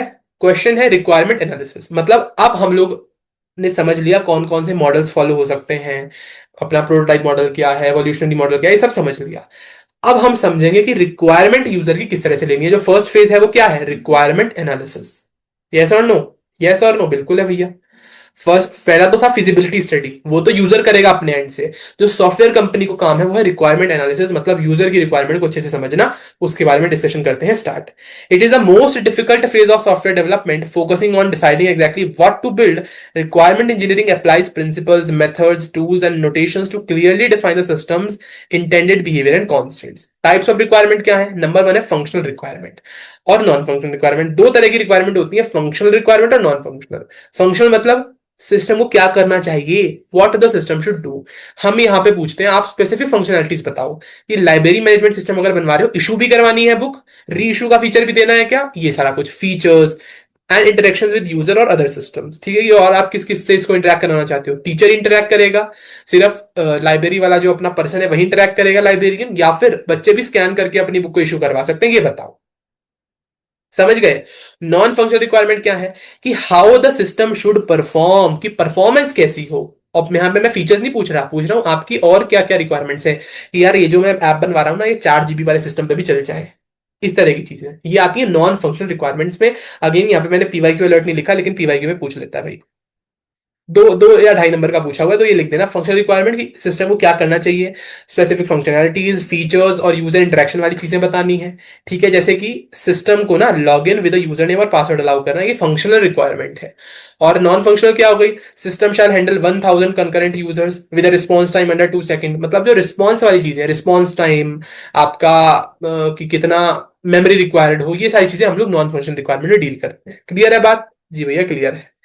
फिर तीसरे तरह की रिक्वायरमेंट्स होती हैं अपने यूजर की रिक्वायरमेंट्स। ये इनको हम लोग बोलते हैं high level requirements written in natural language और simple diagrams to be easily understood by the end users and stakeholders. समझा नहीं भैया? मैं कह रहा हूं मैं अभी रिक्वायरमेंट एनालिसिस कर रहा हूं, तो यूजर की बहुत सारी रिक्वायरमेंट हो सकती है। नंबर 1 क्या बोली मैंने, फंक्शनल रिक्वायरमेंट, मतलब फीचर्स जो आपके ऐप में होने चाहिए। नंबर 2 नॉन फंक्शनल, परफॉर्मेंस किस तरह से होनी चाहिए। और नंबर 3 कह रहा है यूजर रिक्वायरमेंट्स, कि हाई लेवल रिक्वायरमेंट्स हो रिटन इन नेचुरल लैंग्वेज, जो आप लोगों ने समझ लिया कि अच्छा यूजर ये कहना चाह रहा है, आपको सॉरी आपको एग्जैक्टली आइडिया लग गया है, लेकिन आप इसको अभी लिख नहीं सकते ये फंक्शनल होगी या नॉन फंक्शनल। इस तरह की चीजों को अपन यूजर रिक्वायरमेंट में कवर करते हैं। ठीक है, सिंपल डायग्राम से भी इसको लिख सकते हैं। ये फोकस करते हैं यूजर को चाहिए क्या, without going into technical detail. भाई यूजर तो टेक्निकल पर्सन है नहीं, यस और नो। यूजर चाहता है कि website should allow customers to track their orders online, ये यूजर की रिक्वायरमेंट है मेरे लिए। लेकिन यूजर जानता है किस तरह से मैं ट्रैकिंग करूंगा, किस तरह से मैं एपीआई लाऊंगा मैप का, किस तरह से वो लिंक होगी मेरे डिलीवरी पर्सन के उसके साथ, नहीं जानता है सब चीजें। तो मैं लिख लूंगा ठीक है यूजर को ये वाली डिमांड है यूजर की। ठीक है, ऐसा भी हो सकता है कोई एक रिक्वायरमेंट वो यूजर रिक्वायरमेंट में भी आए और वो फंक्शन रिक्वायरमेंट में भी आए। ऐसा क्यों कह रहा हूं मैं, ट्रैक करे यूजर अपने ऑनलाइन ऑर्डर को, ट्रैक करे यूजर अपने ऑनलाइन ऑर्डर को, ये तो यूजर की रिक्वायरमेंट है और ये एक फीचर भी होगा, तो ये मेरा यूजर रिक्वायरमेंट में भी आएगा और ये मेरा फंक्शनल रिक्वायरमेंट में भी आएगा। ठीक है जी। जी भैया। नेक्स्ट है सिस्टम रिक्वायरमेंट्स। कुछ डिफरेंट सिस्टम की रिक्वायरमेंट मैं बोलता हूं कैसे, ये होती है detailed formal requirements and specifying exactly how the system should be built to fulfil the user requirement. This serve as the basis for design and development, और इनको हम लोग एसआरएस यानी कि सॉफ्टवेयर रिक्वायरमेंट का जो मेरा डॉक्यूमेंट होगा उसमें भी मैं लिखूंगा। The system shall store order details in MySQL database with the order status updated every 5 minutes. मैं कह रहा हूं कि जो मेरा डेटाबेस होगा उसमें साथ के साथ चीजों का रिफ्लेक्शन मिलना चाहिए, ये मेरी सिस्टम रिक्वायरमेंट है सिस्टम लेवल की। ठीक है, बात समझ में आ गई? क्लियर है? हाँ भैया बात समझ में आ गई। अब रिक्वायरमेंट इंजीनियरिंग बोलते हैं इस प्रोसेस को, जहां पे मैं यूजर की रिक्वायरमेंट्स को अपने पास ले रहा हूं। 4 तरह की requirements, functional, non functional, user, system. तो सिस्टम के द्वारा रिक्वायरमेंट है, जो पर्टिकुलर सिस्टम की रिक्वायरमेंट है, यूजर की नहीं, जो बैकएंड की रिक्वायरमेंट है उनको सिस्टम रिक्वायरमेंट बोलते हैं। जो यूजर की रिक्वायरमेंट्स हैं उनको यूजर रिक्वायरमेंट्स बोलते हैं। जो फीचर्स मेरे सॉफ्टवेयर के अंदर होंगे वो यूजर रिक्वायरमेंट्स में भी कभी कभी आ सकते हैं और फंक्शन रिक्वायरमेंट्स में भी आ सकते हैं। और ऑपरेशंस या एफिशिएंसी वाले जो फीचर्स होंगे उनको मैं बोलता हूं क्या, नॉन फंक्शनल रिक्वायरमेंट्स। क्लियर है बात? जी भैया क्लियर है। तो अब डिफिकल्टीज क्या आती है जब भी कोई इंजीनियर रिक्वायरमेंट इंजीनियरिंग करने जाता है, तो क्या दिक्कत आती है। देखो requirements are difficult to uncover. पहले तो हम लोगों को यही पता लगाना होता है कि यूजर मुझे सब कुछ बताते होते कि उसकी रिक्वायरमेंट क्या है, तो ये यूजर कर ही नहीं पाता। रेयरली ऐसा होता है कि सारी रिक्वायरमेंट मुझे फर्स्ट इंप्रेशन में पता चल जाए। ठीक है, क्योंकि कभी कभी ऐसा होता है यूजर कहता है अरे यार वो जो स्विगी में होता है ना वो करना है। अब तुम कहोगे जी क्या होता है स्विगी में, आप बताओ ना, स्विगी में तो बहुत सारी चीजें होती हैं, आपकी रिक्वायरमेंट क्या है। तो वो कहेगा यार वही जिसमें पता चलता है, अरे वो अरे ये तो ऐसी चीजें रह जाती हैं। तो इसको बोलते हैं रिक्वायरमेंट्स जो है वो डिफिकल्ट रहती हैं टू अनकवर। फिर कुछ कुछ टाइम बाद यूजर की रिक्वायरमेंट चेंज होती है। आज यूजर ने यूज किया स्विगी, तो वो कह रहा है यार ऐसा करो कूपन कोड वाला फीचर लाओ। फिर यूजर ने देखा यार ये जेप्टो के साथ क्या हो रहा है, जेप्टो को तो लोगों ने लूट लिया कूपन यूज कर करके, तो कहता है नहीं यार कूपन कोड को रहने दो। तो इसको हम क्या बोलते हैं कि हमारे रिक्वायरमेंट चेंजेस, यूजर की रिक्वायरमेंट चेंज होती रहती है। जब मैं यूजर को नया नया प्रोटोटाइप दिखा रहा हूँ प्रोटोटाइपिंग मॉडल में, तो भी तो यूजर की रिक्वायरमेंट चेंज होती जा रही है, बिल्कुल हो रही है। कोई मॉडिफिकेशन हो रही है, कोई नई रिक्वेस्ट आ रही है, तो इसको बोलते हैं रिक्वायरमेंट चेंजेस। मैं आपको मेन मेन चीजें समझा दे रहा हूँ, पढ़ खुद लेना ना, आप पढ़ सकते हैं। टाइट प्रोजेक्ट शेड्यूल, भाई लिमिटेड टाइम होता है, limited time is often allocated for requirement gathering. की मैंने बोला 1 घंटे में जाओगे सबकी रिक्वायरमेंट ले आओगे, कैसे आएंगे भाई 1 घंटे में रिक्वायरमेंट, नहीं आ पाती। कम्युनिकेशन बैरियर, कम्युनिकेशन बैरियर कभी कभी हो जाता है। हो सकता है कि जिस ऐप को यूजर बिल्ड करवा रहा है उसको उसके बारे में पूरी जानकारी हो ही ना, या फिर लास्ट में जाके मान लो प्रिंसिपल ने मुझे ऑर्डर दिया कि एलएमएस डिजाइन करो स्कूल के लिए, और वो यूज किसको करना है, स्टूडेंट और टीचर्स को, क्या उनसे रिक्वायरमेंट पूछी गई, नहीं पूछी गई, प्रिंसिपल अपनी मर्जी से बोल दे रहा है, यस और नो, बिल्कुल। तो कम्युनिकेशन बैरियर भी होता है, कभी कभी मैं एग्जैक्ट यूजर से बात ही नहीं कर पाता, और कभी कभी लैक ऑफ रिसोर्सेज होते हैं, project does not have enough budget, manpower और technology to meet all customer demands, forcing compromises, कभी कभी इस तरह से कॉम्प्रोमाइज करना पड़ता है, ठीक है। तो रिक्वायरमेंट एनालिसिस के भी बच्चों चार स्टेप्स होते हैं। First is requirement elicitation, okay, फिर रिक्वायरमेंट एनालिसिस, अच्छा, फिर requirement documentation and finally requirement review. मतलब रिक्वायरमेंट एलिसिटेशन मतलब मैं गया, मैंने यूजर की सारी रिक्वायरमेंट्स जो है वो लिख ली अपने पास, यूजर ने कहा यार ऐसा है, मुझे 10-15 फीचर चाहिए, मैं वो सबके सब लिख के ले आया। फिर मैं आया, मैंने एनालिसिस की उनकी, मैंने कहा अच्छा यार ये पॉसिबल है भी या नहीं है, कहीं यूजर कुछ और कहना चाह रहा था, तो कहीं उसने कुछ और तो नहीं कह दिया, अच्छा तो मैं इसमें से एम्बिग्विटी, इनकंसिस्टेंसी, मिसिंग डिटेल सब हटाऊंगा, कन्फ्लिक्ट्स हटाऊंगा, समझ गए। पहले मैंने सारी की सारी रिक्वायरमेंट को गैदर कर लिया, process of gathering requirements from stakeholders, like interview मैंने कंडक्ट किया, क्वेश्चनर उनको दिया, ऑब्जर्वेशन करवाई, वर्कशॉप्स करवाई, उसने मुझे सारी रिक्वायरमेंट बता दी। फिर मैंने उन पर गहन चर्चा की, एनालिसिस की अपनी टीम के साथ कि बताओ इस ये हम लोग सपोर्ट भी कर पाएंगे इन चीजों को, नहीं कर पाएंगे, कहीं इसमें कोई इनकंसिस्टेंसी तो नहीं है, कहीं तुमने कुछ एरर तो नहीं ले आए, कहीं एम्बिग्यूटी तो नहीं आ गई, कोई डिटेल मिस तो नहीं हो गया, इस तरह की चीजों को हम लोग रिक्वायरमेंट एनालिसिस फेज में डिस्कस करते हैं। जब सब चीज मुझे क्लियर हो गई, फिर मैं रिक्वायरमेंट का डॉक्यूमेंटेशन बनाता हूं, उस उन सब चीजों को एसआरएस मतलब कि सॉफ्टवेयर रिक्वायरमेंट स्पेसिफिकेशन का एक डॉक्यूमेंट बनता है, उसमें लिखता हूं recording all refined and agreed upon requirements in structured format usually in the form of SRS. एक डॉक्यूमेंट बनाया, फिर उस डॉक्यूमेंट को जाता हूं दोबारा यूजर को दिखाता हूं अपनी कंपनी के साथ, उसके बारे में डिस्कस करता हूं, conducting formal or informal reviews of the documented requirements to ensure clarity, completeness and correctness and overall quality before moving to design। इससे पहले मैं डिजाइन फेज में जाऊं, एक बार हम लोग चेक कर लेना यार, कहीं मैं डिजाइनर को दे दूं, डिजाइनर उसको डिजाइन भी कर दे, पर यूजर की वो रिक्वायरमेंट असल में थी ही नहीं, मैंने गलती से सुन ली थी। तो एक बार फॉर्मल और इनफॉर्मल मीटिंग हम लोग यूजर के साथ भी करते हैं, और कभी कभी कुछ एरर हमें मिलते हैं तो उसको रिप्लेस भी करते हैं। तो इस तरह से अपने चार प्रोसेस में काम होता है। नंबर 1 क्या, रिक्वायरमेंट एलिसिटेशन, यूजर से रिक्वायरमेंट का इनपुट लेना। फिर नंबर 2 क्या है, रिक्वायरमेंट एनालिसिस। नंबर 3 है रिक्वायरमेंट डॉक्यूमेंटेशन, और फिर रिक्वायरमेंट रिव्यू। कितने पेजेस हैं भाई बचे हुए अभी, अब तो खैर ज्यादा टॉपिक नहीं रहेगा। फिर है कि रिक्वायरमेंट एलिसिटेशन कैसे होता है, चार तरह से हम लोग कर सकते हैं, पांच तरह से, हम लोगों को दो मोस्ट इंपॉर्टेंट है इसमें, फास्ट और आपका क्यूएफटी होगा शायद नेक्स्ट। चलो बताता हूँ, रिक्वायरमेंट एलिसिटेशन का क्या मतलब था भाई, यूजर की रिक्वायरमेंट को एक जगह लिस्ट करना। तो उसके क्या क्या तरीके हैं। नंबर 1 है भाई इंटरव्यू, ये रहा इंटरव्यू। इंटरव्यू मतलब आप जाओ और यूजर के साथ ओपन एंडेड इनफॉर्मल इंटरव्यू करो, और कभी कभी स्ट्रक्चर्ड या फिर मॉडरेटेड इंटरव्यू करो। आप सोच के जाओ कि आज हम लोग को इस रिक्वायरमेंट पे गहन चर्चा करनी है यूजर से, और कभी कभी हो सकता है ऐसे ही चलेगा, थोड़ा चाय पानी की बात हुई, मिल ली है सर और बताइए कैसे, तो हमें पता चले यूजर किस तरह की थिंकिंग रखता है, क्या क्या उसके प्रोजेक्ट की डिजाइन की सोच हो सकती है, वो सारी चीजें। दूसरा हो सकता है ब्रेनस्टॉर्मिंग सेशन, कुछ लोग डेवलपर एंड से गए, कुछ लोग यूजर एंड से गए, अच्छी खासी डिस्कशन हुई, सबने सोचा ओ माय गॉड ये वाली चीज हो सकती है, ये वाली चीज हो सकती है, अच्छा ऐसा करते हैं वैसा करते हैं, तो इस तरह के सेशन को बोलते हैं ब्रेनस्टॉर्मिंग सेशन, ठीक है। फिर होती है डेल्फी टेक्निक, मैंने यूजर एंड पे जितने लोग थे सबको एक पेपर दिया, बोला अपनी रिक्वायरमेंट्स इसमें लिख दो, इसको बोलते हैं डेल्फी टेक्निक, ठीक है, क्लियर है बात। और फिर क्या होता है, सब लोगों से पेपर लिया और उनका नेक्स्ट नेक्स्ट जो यूजर बैठा था उसको वो पेपर पास कर दिया। मान लो एक यूजर ये रहा, एक ये रहा, एक ये रहा, एक ये रहा, एक ये रहा, मेरे पास 6 यूजर थे, मैंने इससे एक पेपर, इसको एक पेपर दिया, इसको दिया, इसको दिया, इसको दिया, इसको दिया, इसको दिया, इन सबको पेपर्स दिए मैंने, और फिर इनसे पेपर लिया। फिर इस ये वाला पेपर इसके नेक्स्ट को दे दिया, इसका पेपर इसके नेक्स्ट को दे दिया, इसका पेपर इसके नेक्स्ट को दे दिया, इसका पेपर इसके नेक्स्ट को दे दिया, इसका पेपर इसके नेक्स्ट को दे दिया, और इसका पेपर इसके नेक्स्ट को दे दिया। तो मतलब सबके पेपर चेंज हुए, अब वो लोग एक दूसरे के पेपर पढ़ेंगे, अच्छा ये इस तरह से सोच रहा था, ओ माय गॉड, अच्छा अगर ये ऐसा सोच रहा था तो मैं भी अपना एक इस तरह का पॉइंट ऐड कर सकता हूं। तो इस तरह से क्या होगा, पूरा ब्रेनस्टॉर्मिंग जो है वो रिटन फॉर्मेट में हो गई, सारे आइडियाज मुझे पहुंच गए, फिर मैं उसमें से डिटेक्ट करूंगा कोई एम्बिग्यूटी, कोई एरर तो नहीं है, फिर बताऊंगा अच्छा आप सबके आइडियाज मिला के ये सारी रिक्वायरमेंट्स हैं, और अब जो टीम का हेड है वो बताए इसमें से कौन कौन सी से आपको कौन कौन सी चाहिए और कौन कौन सी नहीं चाहिए, इसको बोलते हैं डेल्फी टेक्निक, ठीक। लिखते हैं यहाँ पे, participants write requirements on paper, exchange them for comments and revise repeatedly until a final consensus is reached, okay.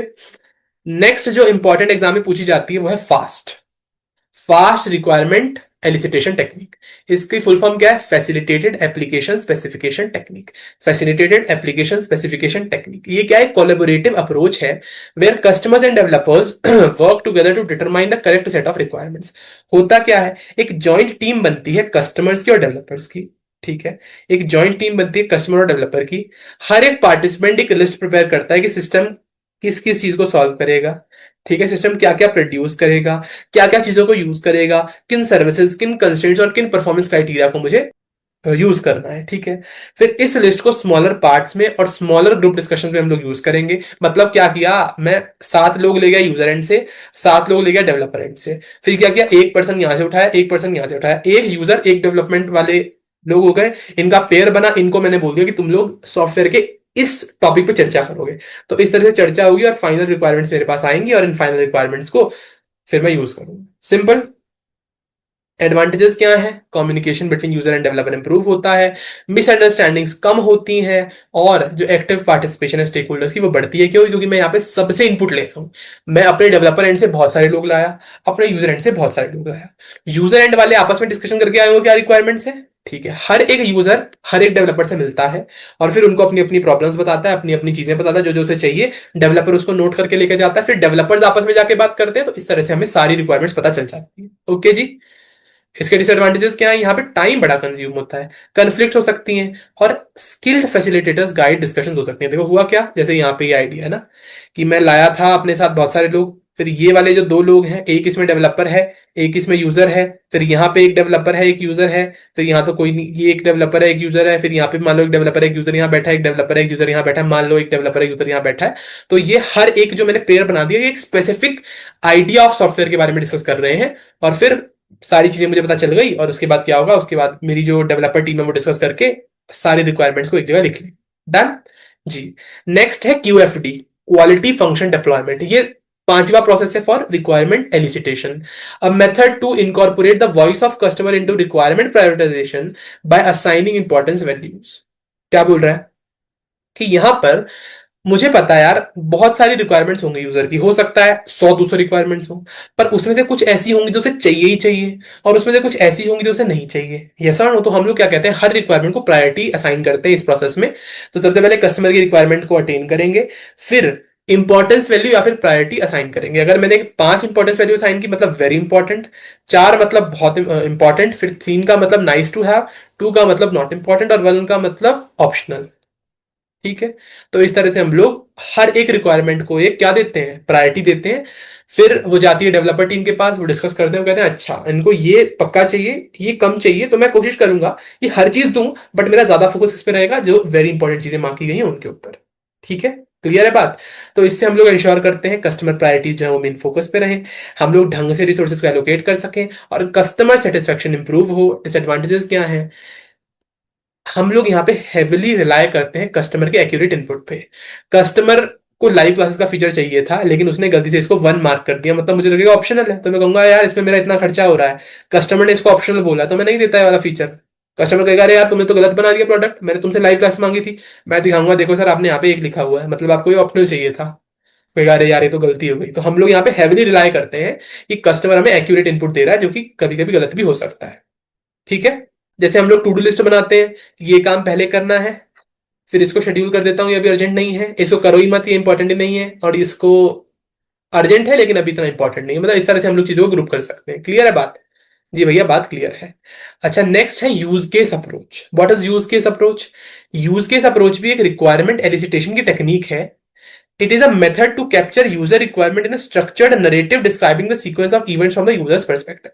User आया, यूजर थोड़ा सा प्रिपेयर्ड है, यूजर को नॉलेज है बहुत चीजों की, वो आके कहता है मैं चाहता हूं एक ऐसा ऐप, एक ऐसा प्रोग्राम, एक ऐसा सॉफ्टवेयर, यूजर आए, लॉग इन करे, लॉग इन करते इस पेज पे जाए, इस पेज से उस पेज पे जाए, वहां पे उसे ये चीज मिले। मतलब यूजर यहाँ पे हर चीज को कैसे बता रहा है, एक डायग्रामिक फ्लो में बता रहा है। तो इसके लिए मैं यूज केस अप्रोच का यूज करता हूं। Use case describe what the user does, how the system respond, मतलब वो एक अपने दिमाग में ब्लूप्रिंट लेके आया, वो मुझे बता रहा है।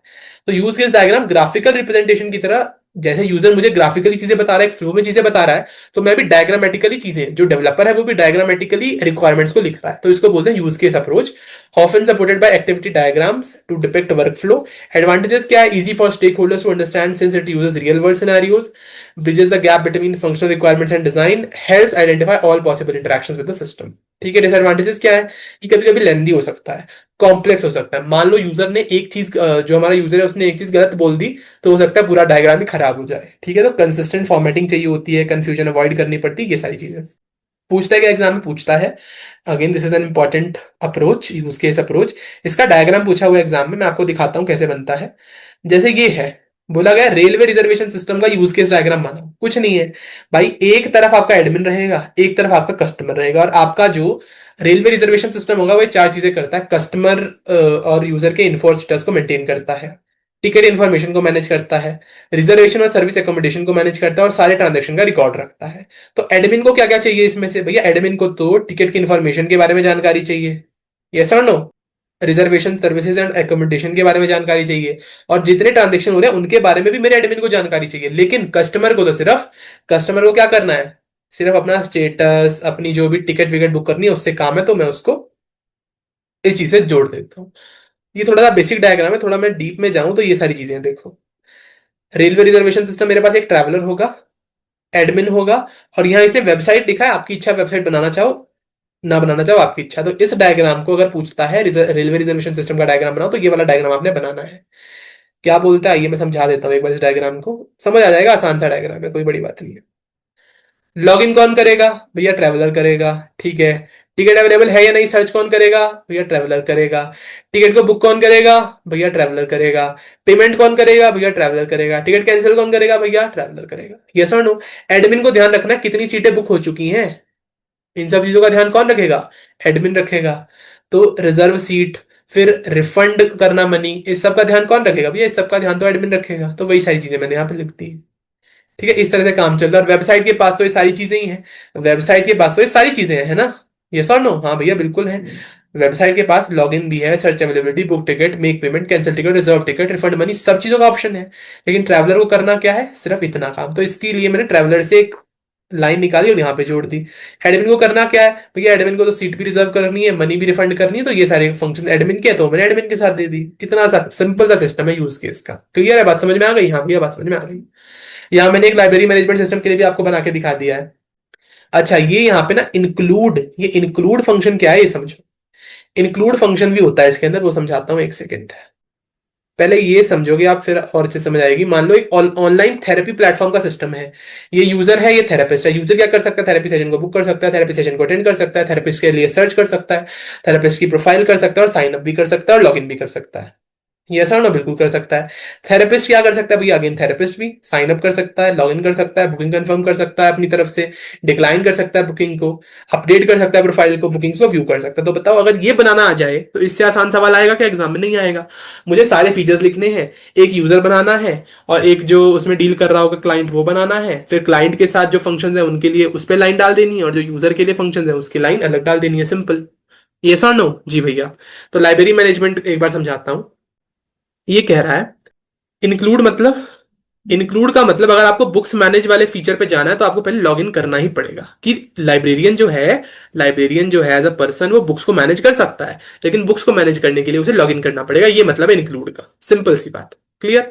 अब ये कह रहा है कि बोरोर क्या कर सकता है? बुक को रिटर्न कर सकता है, बुक को बोरो कर सकता है, ठीक है। और अब बुक के डिटेल्स को देख सकता है, बुक के बारे में सर्च कर सकता है, बुक्स को रिमूव कर सकता है, अपडेट बुक कर सकता है, ऐड बुक कर सकता है। ये सब फंक्शनैलिटीज मैंने किसको दी है? Sorry sorry sorry sorry sorry, हाँ। बोरो बुक को रिटर्न कर सकता है, बोरो कर सकता है, बुक के डिटेल्स देख सकता है, और बुक्स को सर्च कर सकता है। ये फंक्शनैलिटी बोरोवर की है। बाकी नई बुक्स का अपडेशन करने की, नई बुक को ऐड करने की, रिमूव करने की किसी बुक को, फिर उस बुक को सर्च भी करने की, बुक के डिटेल्स को देखने की, ये सारी फंक्शनैलिटीज मैं लाइब्रेरियन को दे रहा हूं। लेकिन लाइब्रेरियन जो है ये इन सब फंक्शनैलिटीज का उपयोग तभी कर सकता है जब वो क्या करता है, जब वो मैनेज बुक वाले फीचर पे जाता है, और उसके लिए उसे लॉग इन करना पड़ेगा। यही कह रहा है ये। इंक्लूड का मतलब अगर आपको इस फीचर पे जाना है तो इंक्लूड से पहले जो दिखा है उसको कंप्लीट करना पड़ेगा। आई होप बात समझ में आ जाती है। चलिए आगे बढ़ते हैं। नेक्स्ट है रिक्वायरमेंट एनालिसिस वाला फेस। रिक्वायरमेंट एलिसिटेशन वाला खत्म हो गया। अब रिक्वायरमेंट के ऊपर मेरी टीम एनालिसिस करने वाली है, डेवलपर वाली टीम। तो a phase where all gathered requirements are analysed to detect inconsistencies, conflicts और एरियाज फॉर फर्दर एक्सप्लेनेशन, उसको हम लोग क्या बोलते हैं? उसको हम लोग बोलते हैं भैया, बोलो बोलो, requirement analysis. Focus shift from simply collecting requirements to evaluating them for correctness and completeness. Contradictory और unclear requirements are resolved through discussion and refinement. और यहाँ पे हम लोग data flow diagram, control flow diagram और एंटिटी रिलेशनशिप डायग्राम का use करते हैं। होता क्या है, मुझे यूजर की रिक्वायरमेंट पता चल गई, अब मुझे करना क्या है, यूजर की रिक्वायरमेंट से भैया मैं डिजाइन करता हूं कि किस तरह का इंटर, मतलब पूरी डिजाइन पे नहीं जा रहा, मैं आर्किटेक्चर पे नहीं जा रहा, यूजर की रिक्वायरमेंट्स क्या है उनको लेके मैं एक डायग्रामेटिकल अप्रोच फॉलो करूंगा। तो इसके लिए तीन चीजें हैं, diagram, data flow diagram, control flow diagram और ईआर डायग्राम, उसको डिस्कस करते हैं। ये डेटा फ्लो डायग्राम, अ ग्राफिकल रिप्रेजेंटेशन जिसको हम लोग बबल चार्ट भी कहते हैं, उसको अपन बोलते हैं डेटा फ्लो डायग्राम। ये हमें बताता है how data flows through a system, clarifying requirements and identifying major transformation. दिखाएगा यूजर को कि देखो यहां से डेटा लिया जाएगा, यहां पे डेटा जाएगा, यहां पे जाके स्टोर होगा, मतलब आप देख लो आपकी यही रिक्वायरमेंट है ना, नहीं है तो फिर मैं इसको चेंज करता हूं। इस तरह की चीजें हम लोग डिस्कस करते हैं यूजर से। ये रिप्रेजेंट करता है different level of abstraction, can be partition into multiple levels, maintains transparency through hierarchy. ठीक है, कंपोनेंट्स क्या है, यहां पे मेरे पास फंक्शन है या फिर प्रोसेस बोल लो, डेटा स्टोर है, एक्सटर्नल एंटिटी है, डेटा फ्लो है। फंक्शन क्या होता है, एक टास्क और activity that transform the data. ठीक है, डेटा स्टोर क्या है, अब place where data is stored, जहां पे मैं डेटा को स्टोर करूंगा। एक्सटर्नल एंटिटी, सोर्सेज और destination of data outside the system, की अगर डेटा सिस्टम से बाहर जाएगा तो लीक तो नहीं हो रहा, जाएगा कहां पे, ये वाली बात। Data flow, the movement of data between processes, stores and entities, इससे कुछ लेना देना नहीं है भाई। तीन लेवल के डीएफडी होते हैं, एग्जाम में क्वेश्चन पूछे तो आपको बताना है सिंपल कि भाई ये होता है डेटा फ्लो डायग्राम की डेफिनेशन। मेरे पास लेवल्स होते हैं डीएफडी के, सबसे पहला होता है जीरो लेवल डीएफडी जिसको बोलते हैं कॉन्टेक्स्ट लेवल डायग्राम। ये पूरे सिस्टम को सिंगल बबल की तरह दिखाता है और ओवरऑल पिक्चर दिखाता है। जैसे मैंने कहा रेलवे रिजर्वेशन सिस्टम है, तो पैसेंजर के पास से क्या इनपुट जाएगा, पैसेंजर को क्या आउटपुट मिलेगा, एडमिन के पास से क्या इनपुट जाएगा, एडमिन को क्या आउटपुट मिलेगा। ये जीरो लेवल डीएफडी है, इसने रेलवे रिजर्वेशन का जो अंदर का सिस्टम है उसको एक सर्कल की तरह दिखाया, ये इनपुट क्या ले रहा है आउटपुट क्या दे रहा है सिर्फ वो दिखाया मुझे। वन लेवल डीएफडी मतलब अब मैं जूम करके गया अंदर, मैंने जूम किया तो ये सिंगल बबल को ब्रेक करता है बहुत सारे फंक्शंस में, ये इंटरेक्शन दिखाता है बिटवीन दीज फंक्शंस। मैंने कहा क्लोथ ऑर्डरिंग सिस्टम तो है, लेकिन यहाँ पे क्लोथ सप्लायर से मैं ये सारी चीजें ले रहा हूँ, सेल्स मैनेजर से मैं ये सारी चीजें ले रहा हूँ, क्लोथ स्टोर्स को मैं ये सारी चीजें दे रहा हूँ, और कस्टमर रिसिप्ट को मैं, हो यार ये जो है ना ये भी आपका वन लेवल डीएफडी नहीं है, इसको भी आप जीरो लेवल डीएफडी कह दोगे, यहाँ पे डायग्राम गलत है।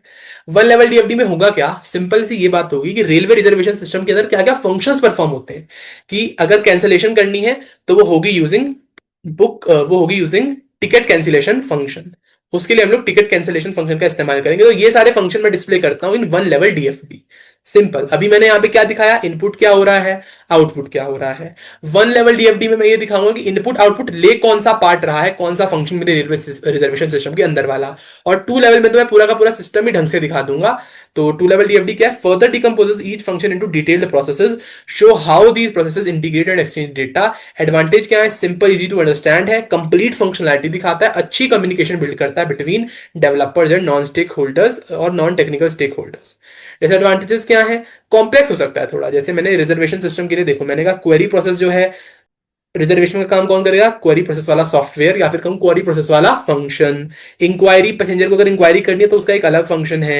फिर रिजर्वेशन करनी है तो रेलवे डिपार्टमेंट के अंदर बहुत सारे फंक्शन है, मतलब एक पूरा मॉडल मैंने यहाँ पे दिखा दिया। कोई आपसे डीएफडी बनवा के नहीं देखता, ज्यादातर तो क्वेश्चन आता है रेलवे रिजर्वेशन का, वो यूजर वाला जो हमने पढ़ा था वही बनाने का, इसके बारे में इतना नहीं पूछता। यहां से जो क्वेश्चन आता है वो difference between data and data flow. Data क्या है, रॉ फैक्ट्स, फिगर्स और इंफॉर्मेशन स्टोर्ड ऑन और processed by the system. Data flow क्या है, movement of data from one part of the system to the another. Data में मैं raw data दिखा रहा हूं, डेटा फ्लो में बता रहा हूं कहां से कहां जा रहा है डेटा। सिंपल, डेटा तो एक ही जगह रहेगा तो स्टैटिक है, डायनेमिक फ्लो करता रहेगा इधर तो डायनेमिक है data flow. Simple, data is shown as data store और data elements, data flow is shown as arrows connecting processes entities and store. ये जो एरोज जा रहे हैं ये मेरा डेटा फ्लो है कि डेटा कहां जा रहा है। सिंपल, और डेटा तो मेरा फिक्स ही रहेगा हमेशा। डेटा जैसे customer name, order detail, invoice. और डेटा फ्लो जैसे कि transfer of customer order from order form to processing module, कि मैं ऑर्डर से कस्टमर ऑर्डर का डेटा कहीं पे जाके स्टोर कर रहा हूं, किसी डेटाबेस में स्टोर कर रहा हूं, तो ये मेरा डेटा फ्लो है। 3 मार्क्स में ये वाला क्वेश्चन बच्चों अक्सर पूछा जाता है। बाकी अगर पूछ भी ले डेटा फ्लो डायग्राम क्या होता है तो मैंने आपको बता दिया है। डेटा फ्लो डायग्राम की डेफिनेशन, डेटा फ्लो डायग्राम के अंदर हमारे पास function, data store, external entity और डेटा फ्लो होता है। डेटा स्टोर मतलब जहां पे जाके डेटा स्टोर होता है, फंक्शन जो एक्टिविटी परफॉर्म करता है, एक्सटर्नल एंटिटी जहां पे जाके डेटा जो सिस्टम से बाहर निकलेगा वो स्टोर होता है। डेटा फ्लो जब डेटा मेरा फ्लो करता है बिटवीन प्रोसेसेस उसको बोलते हैं data flow. 3 level of DFD होते हैं, zero level, one level, two level. इतनी बात बता दी, एडवांटेजेस डिसएडवांटेजेस डिस्कस कर लिए हैं। डायग्राम अगर आए तो मैं तो कहूंगा जीरो लेवल डीएफडी का डायग्राम बनाया ना वही सबसे आसान है। सिंपल, जीरो लेवल डीएफडी में क्या है, पूरा सिस्टम एक सर्कल है और उसमें इनपुट आउटपुट जा रहे हैं। वन लेवल में थोड़ा सा जूम किया, फंक्शंस दिखा देता हूं। टू लेवल में जो फंक्शंस है वो भी अब जीरो लेवल वाले डीएफडी बन के आ चुके हैं और उससे मेरा पूरा टू लेवल डीएफडी बनता है। क्लियर जी। नेक्स्ट जो इंपॉर्टेंट क्वेश्चन है वो ये रहा। अगेन यहाँ पे लिख लें PYQ alert. Data dictionary. Data dictionary क्या होती है? A centralised repository that stores detailed information about data items used in data flow diagrams. ये भी मेरा डीएफडी का ही पार्ट है। डिक्शनरी कह रहा है कि जो मेरा डेटा इस्तेमाल हो रहा है मैं उसकी एक डिक्शनरी बना के रख लेता हूँ कि ये वाला डेटा यूज होगा, इसका ये मतलब है, ये सारी चीजें। इससे यूनिफॉर्म डेफिनेशन डेटा आइटम की बनी रहती है ताकि कभी एम्बिग्यूटी ना हो। ऐसा ना हो ना कि असल में मैंने प्लस वाला सिंबल यूज किया है लेकिन मैं ऑपरेशन यहाँ पे क्या परफॉर्म कर रहा हूँ, स्टार वाला ऑपरेशन। हो सकता है ना मैं कभी कभी मल्टीप्लाई को प्लस से रिप्रेजेंट कर दूं अपने डेटा फ्लो डायग्राम के अंदर, कस्टमर यही चाहता है तो मुझे ये रिप्रेजेंट करना पड़ेगा। तो ताकि डेफिनेशन फिक्स रहे, एम्बिग्यूटी ना हो, इसलिए मुझे डेटा डिक्शनरी को मेंटेन करना पड़ता है। इससे मिसअंडरस्टैंडिंग नहीं होती और रेफरेंस मेरे पास रहता है। किस किस चीज का रिकॉर्ड रखता है? डेटा आइटम के नाम का, मतलब उसका आइडेंटिफायर क्या है। एलियासेस मतलब उसका कोई और नाम है तो वो बता दो, उसका पर्पस क्या है, उसकी किसी और डेटा से रिलेशनशिप क्या है, किस किस तरह की वैल्यू रेंज को एक्सेप्ट करता है, डेटा फ्लो कहां से कहां तक फ्लो होके जाता है, कौन सी प्रोसेस उसको इनपुट करती है, कौन उसको आउटपुट करती है, डेटा का स्ट्रक्चर क्या है। जैसे नेम अगर first name plus last name की तरह तुम रिप्रेजेंट करना चाहते हो तो उसको भी वहां पे लिखना पड़ेगा। रिक्वायरमेंट एनालिसिस में मेरी मदद करेगा जब मैं डिजाइन करने जाऊंगा ना डेटा, जब मैं डेटा का कोडिंग करने जाऊंगा तब मुझे पता हो कि किस फंक्शन को मुझे कौन सा डेटा टाइप देना है, इंट देना है, फ्लोट देना है, कैर देना है। ये सारी चीजें मुझे तभी पता चलेंगी जब मैंने उसकी रिक्वायरमेंट अच्छे से समझी होंगी, जब मैंने डेटा डिक्शनरी अच्छे से बनाई होगी। समझ में आ गई बात? इससे मेरी एक्यूरेसी बढ़ती है। एडवांटेजेस क्या है? क्लैरिटी और कंसिस्टेंसी होती है, कम्युनिकेशन गैप्स कम होते हैं, मेंटेनेंस और अपडेट बढ़िया रहती है। सिंपल सी बात। इस तरह का मेरा डेटा डिक्शनरी दिखती है और ये जरूर बना के आनी है। फील्ड नेम है, डेटा टाइप है, डेटा का फॉर्मेट है, फील्ड साइज है, डिस्क्रिप्शन है, एग्जांपल है। इसमें क्या समझाऊंगा? ठीक है। लाइसेंस आईडी इंटीजर होगी, इस फॉर्मेट की होगी। 6 इसका फील्ड साइज होगा, डिस्क्रिप्शन होगा इसका unique number, ID for all drivers और एग्जांपल ये रहा। सिंपल। मॉड्यूलैरिटी जो है वो यूनिट 2 का टॉपिक है, यहां नहीं पढ़ा रहा इसलिए यूनिट 2 में पढ़ाऊंगा। आते हैं अपन, या फिर चलो यहीं पर डिस्कस कर लेते हैं। What is modularity? मैं आपसे कहता हूं, आपने सुना होगा मॉड्यूलर किचन। क्या होता है मॉड्यूलर किचन? फ्लैट्स हैं, फ्लैट्स में कहता हूँ यार मुझे ना मॉड्यूलर किचन दे दो, मैं अब यहाँ पे क्या किचन डेवलप करवाऊँ। तो होता ये है, मॉड्यूलर हाउसेस भी आते हैं कि मैं क्या करता हूँ, आप लोगों ने वीडियोस भी देखी होंगी कि बहुत सारे ऐसे घर हैं जो अमीर लोग बनवाते हैं कि घर डिफरेंट डिफरेंट पार्ट्स में आता है और फिर उसको ज्वाइन कर दिया जाता है आके। इसको बोलते हैं मॉड्यूलैरिटी। मतलब आपने अलग अलग मॉड्यूल में घर को तोड़ लिया। पहले किचन आ गया, फिर आपने उस किचन के साथ आपने अपने वॉशरूम को, कमरों को, ड्राइंग रूम को मर्ज कर दिया। तो मॉड्यूलर, आपने डिफरेंट पार्ट्स में, डिफरेंट मॉड्यूल्स में किसी चीज को डिवाइड कर दिया और फिर फाइनली उसको आपने मर्ज कर दिया। तो इससे क्या होगा, जब आप उसको मॉड्यूल में डेवलप कर रहे थे तो आप एक स्पेसिफिक चीज को डेवलप कर रहे थे। पूरे घर को डेवलप करने से अच्छा है आप एक किचन को डेवलप करो। अच्छा नहीं मैं कहूंगा, फास्ट है और आपकी थोड़ी एक्सपर्टीज उसमें ज्यादा निखर के आएगी, यस और नो। और फिर आपने क्या किया, उस किचन को जाके घर में लगा दिया। तो ये है मॉड्यूलैरिटी। तो modularity is a practice of dividing a software into smaller system, independent and manageable parts called modules. और फिर हर एक मॉड्यूल की अपनी स्पेसिफिक फंक्शनैलिटी है और हर मॉड्यूल को अलग से आप टेस्ट कर सकते हो, अलग से मेंटेन कर सकते हो। और इस तरह से क्या होता है, बाद में जाके मैं उन मॉड्यूल्स को एक जगह मर्ज कर देता हूं। अगेन ये पीवाईक्यू अलर्ट है, क्वेश्चन पूछता है। एडवांटेजेस क्या है? जल्दी डेवलपमेंट होगी, इजियर डेवलपमेंट, रीयूजेबिलिटी, बार बार यूज कर सकता हूं, अच्छे से मेंटेन कर पाऊंगा, मेंटेनेबिलिटी और स्केलेबिलिटी। जब मैं छोटे छोटे पार्ट्स में चीजों को बना रहा हूं तो मैं छोटे छोटे पार्ट्स बहुत सारे बनाऊंगा। यस, तो मैं छोटे पार्ट से कोई बड़ी चीज तो बना ही सकता हूं, साथ में अपना जो छोटा पार्ट मैंने बना लिया उसको भी अलग से बेच सकता हूं। फॉर एग्जाम्पल, कंपनी ट्रक तो बनाती बनाती है लेकिन अपने इंजन भी अलग से बनाती है और इंजन को सेल कर देती है बाकी ट्रक कंपनीज को, इससे उसका पैसा बढ़ता है। बात समझ में आ गई? हाँ भैया, बात समझ में आ गई। डिसएडवांटेजेस क्या है यार? थोड़ा सा मॉड्यूल का इंटरफेस बनाने में दिक्कत होती है। पुअरली डिजाइन अगर मॉड्यूल होंगे तो मेरी फाइनल चीज भी बेकार बनेगी और फ्रेगमेंटेशन अगर बहुत ज्यादा हो तो एफिशिएंसी कभी कभी रिड्यूस हो सकती है। एग्जाम्पल क्या है? लाइब्रेरी मैनेजमेंट सिस्टम है, उसको मैंने 2 पार्ट्स में डिवाइड कर दिया। एक हो गया मेरा बुक इन्वेंट्री और एक हो गया मेरा मेंबर मैनेजमेंट और एक हो गया मेरा इशू प्रोसेसिंग। तो क्या हुआ, इन तीनों को अलग अलग डेवलप करवाया सॉफ्टवेयर इंजीनियर से और फिर इनको मर्ज करके एक सॉफ्टवेयर बना लिया। असल में चीजें ऐसे ही काम करती हैं आजकल के सॉफ्टवेयर एनवायरनमेंट। डन। जैसे मान लो मेरे पास मॉड्यूल ए था, इस मॉड्यूल ए के लिए मैंने मॉड्यूल बी वेरिएंट 1 बनवाया। मैंने कहा ये जो मॉड्यूल ए है या फिर समझ लो मॉड्यूल बी है, इसको पूरा इकट्ठा खुद से मत बनाओ। आधा इसका मॉड्यूल सी में पार्ट बनाओ, आधा इसका मॉड्यूल डी में बनाओ और फिर इन दोनों को मर्ज कर देंगे जिससे मुझे मॉड्यूल बी मिलेगा। सिंपल। क्लियर है? जी भैया। नेक्स्ट एक टॉपिक है भाई, ईआर डायग्राम का। मैंने डीबीएमएस में बहुत समय लगा के ईआर डायग्राम भी पढ़ाए हुए हैं। ठीक है, अब यहाँ पे पढ़ाने जाऊंगा तो बहुत समय लग जाएगा, बहुत समय लग जाएगा। तो मैं करूंगा क्या, ईआर डायग्राम्स के लिए डीबीएमएस की यूनिट नंबर 1 आपके इसी कोर्स में, ये वाला जो आपने कोर्स परचेज किया इसी में आपको डीबीएमएस यूनिट 1 का लेक्चर प्रोवाइड कर दूंगा, उसमें जाना और ईआर डायग्राम अच्छे से समझ लेना। ठीक है, क्योंकि वरना आधा घंटा यहीं पे लग जाएगा ईआर डायग्राम समझाने में, और क्वेश्चन बहुत ही कम पूछा जाता है। अगर किसी को याद है वेल एंड गुड, बहुत बढ़िया है, वो आप जो यूनिट 1 वाले नोट्स हैं उनको पढ़ोगे तो अपने आप समझ आ जाएगी, हर चीज याद आ जाएगी। अन्यथा मैंने लेक्चर प्रोवाइड कर दिया है, जो देखना चाहे कि ईआर डायग्राम किस तरह से बनते थे इस लेक्चर में देख सकता है, टाइम स्टैम्प भी मैं उस लेक्चर में मेंशन कर दूंगा। ठीक है, ओके जी। नेक्स्ट है एसआरएस। अब एसआरएस पे आते हैं। अभी हम लोग 3 फेज से गुजर चुके हैं, सबसे पहले रिक्वायरमेंट एलिसिटेशन, फिर रिक्वायरमेंट एनालिसिस, और अब आ गए हैं एसआरएस मतलब डॉक्यूमेंटेशन पे। आप डॉक्यूमेंटेशन भी तो करोगे, जब सब चीज पता चल गई, एनालिसिस भी कर लिया, अब डॉक्यूमेंटेशन होगा। तो software requirement specification SRS is a formal structure document that precisely describes the software system to be developed including functional and non functional requirements along with constraints. मतलब अपनी सारी जितनी मेरी रिक्वायरमेंट्स है उनको एक जगह पे अब लिख दूंगा, लिस्ट करके एक डॉक्यूमेंट बना दूंगा, उसको बोलते हैं एसआरएस। तो कहोगे भैया ये तो सिंपल था, पहले ही कागज पे लिख के ले आते हैं। नहीं जी, ऐसा नहीं होता। मान लो कोई इंडियन कंपनी है, वो किसी फॉरेन कस्टमर के लिए काम कर रही है, कोई फॉरेन कंपनी है वो किसी इंडियन कंपनी के लिए काम कर रही है, तो हम लोगों ने क्या किया, आई ट्रिपल ई ने क्या किया, आई ट्रिपल ई ने ये सारी चीजों का एक स्टैंडर्ड सेट कर दिया कि अगर आपको कभी भी कोई रिक्वायरमेंट डॉक्यूमेंट बनाना है, डॉक्यूमेंटेशन बनानी है, तो वो कुछ प्रोसेसेस को फॉलो करेगी। ठीक है, बात समझ में आ गई? हाँ भैया, बात समझ में आ गई। जो एसआरएस है वो आपको एक फॉर्मल कॉन्ट्रैक्ट की तरह सर्व करता है, एक फाउंडेशन और डेवलपमेंट की तरह सर्व करता है, यूजर की सारी समस्याओं को लिस्ट करता है, एक कंप्लीट और कंसिस्टेंट डॉक्यूमेंट होता है, और वैलिडेशन के लिए बेसिस होता है डॉक्यूमेंट, मतलब वैलिड डॉक्यूमेंट होता है। समझ रहे हो बात को? अगर आप इस डॉक्यूमेंट को उठाते हो और किसी ऐसे व्यक्ति को देते हो जो कहीं और किसी कंट्री में, लेटर से मलेशिया में एक सॉफ्टवेयर इंजीनियर है, तो उसको भी ये बात समझ में आएगी। क्यों? क्योंकि आई ट्रिपल ई ने इसको स्टैंडर्ड सेट करके रखा है, इसलिए हम लोग इसको बोलते हैं स्टैंडर्ड सॉफ्टवेयर रिक्वायरमेंट स्पेसिफिकेशन। बात समझ में आ गई? इसकी इंपॉर्टेंस क्या है? मिसअंडरस्टैंडिंग्स को प्रिवेंट करता है, टाइम और कॉस्ट को सेव करता है, और ट्रेसेबिलिटी फॉर फ्यूचर अपडेट्स, अगर फ्यूचर अपडेट्स आप करना चाहते हो तो उसमें भी मदद करता है। ये है यहां से important question. What are the characteristics of a good SRS? Good SRS should be correct, unambiguous, complete, consistent, verifiable, modifiable, traceable, understandable। एक अच्छा डॉक्यूमेंट वो है जिसमें हर चीज करेक्टली लिखी हो, अनएम्बिगुअस हो, मतलब कहीं पे ये ना हो लग रहा हो अरे क्या कहना क्या चाहता है, ना जो कहना चाहता है वो अच्छे से समझ में आ रही हो बात, सिंगल मीनिंग वाली बात हो, डबल मीनिंग वाली बात ना हो, कंप्लीट हो, कंसिस्टेंट हो, मतलब कोई कॉन्ट्राडिक्शन ना हो कहीं पे, वेरीफाइबल हो, फैक्ट पे बेस्ड हो, मॉडिफाइबल हो, कुछ चेंज करना चाहूँ तो चेंज भी कर सकूं, ट्रेसेबल हो, हर जो रिक्वायरमेंट है ऐसा ही हो कि वो यूजर ने बोली हो, ऐसा ना हो आपने अपने मन से लिख दी, ना, वो ट्रेसेबल हो टू द यूजर, और अंडरस्टैंडेबल हो clearly to the developer and client as well. ठीक है, तो एसआरएस जो हम लोग फॉलो करते हैं उसमें 5 सेक्शंस होते हैं। कौन कौन से? Introduction, overall description, specific requirements, ठीक है जी, अपेंडिसेस एंड इंडेक्स, ये 5 सेक्शन होते हैं। तो सबसे पहले सेक्शन में क्या करते हैं हम लोग, इंट्रोडक्शन में पर्पस, स्कोप, डेफिनेशन, रेफरेंसेस, ये सब लिखते हैं। ओवरऑल डिस्क्रिप्शन में प्रोडक्ट पर्सपेक्टिव, कि किस पर्सपेक्टिव से यूजर बनवा रहा है, क्या क्या फंक्शन चाहता है, क्या कैरेक्टरिस्टिक चाहता है, क्या क्या कंस्ट्रेंट चाहता है, क्या क्या एजम्पशंस और डिपेंडेंसीज चाहता है, वो सब लिखते हैं।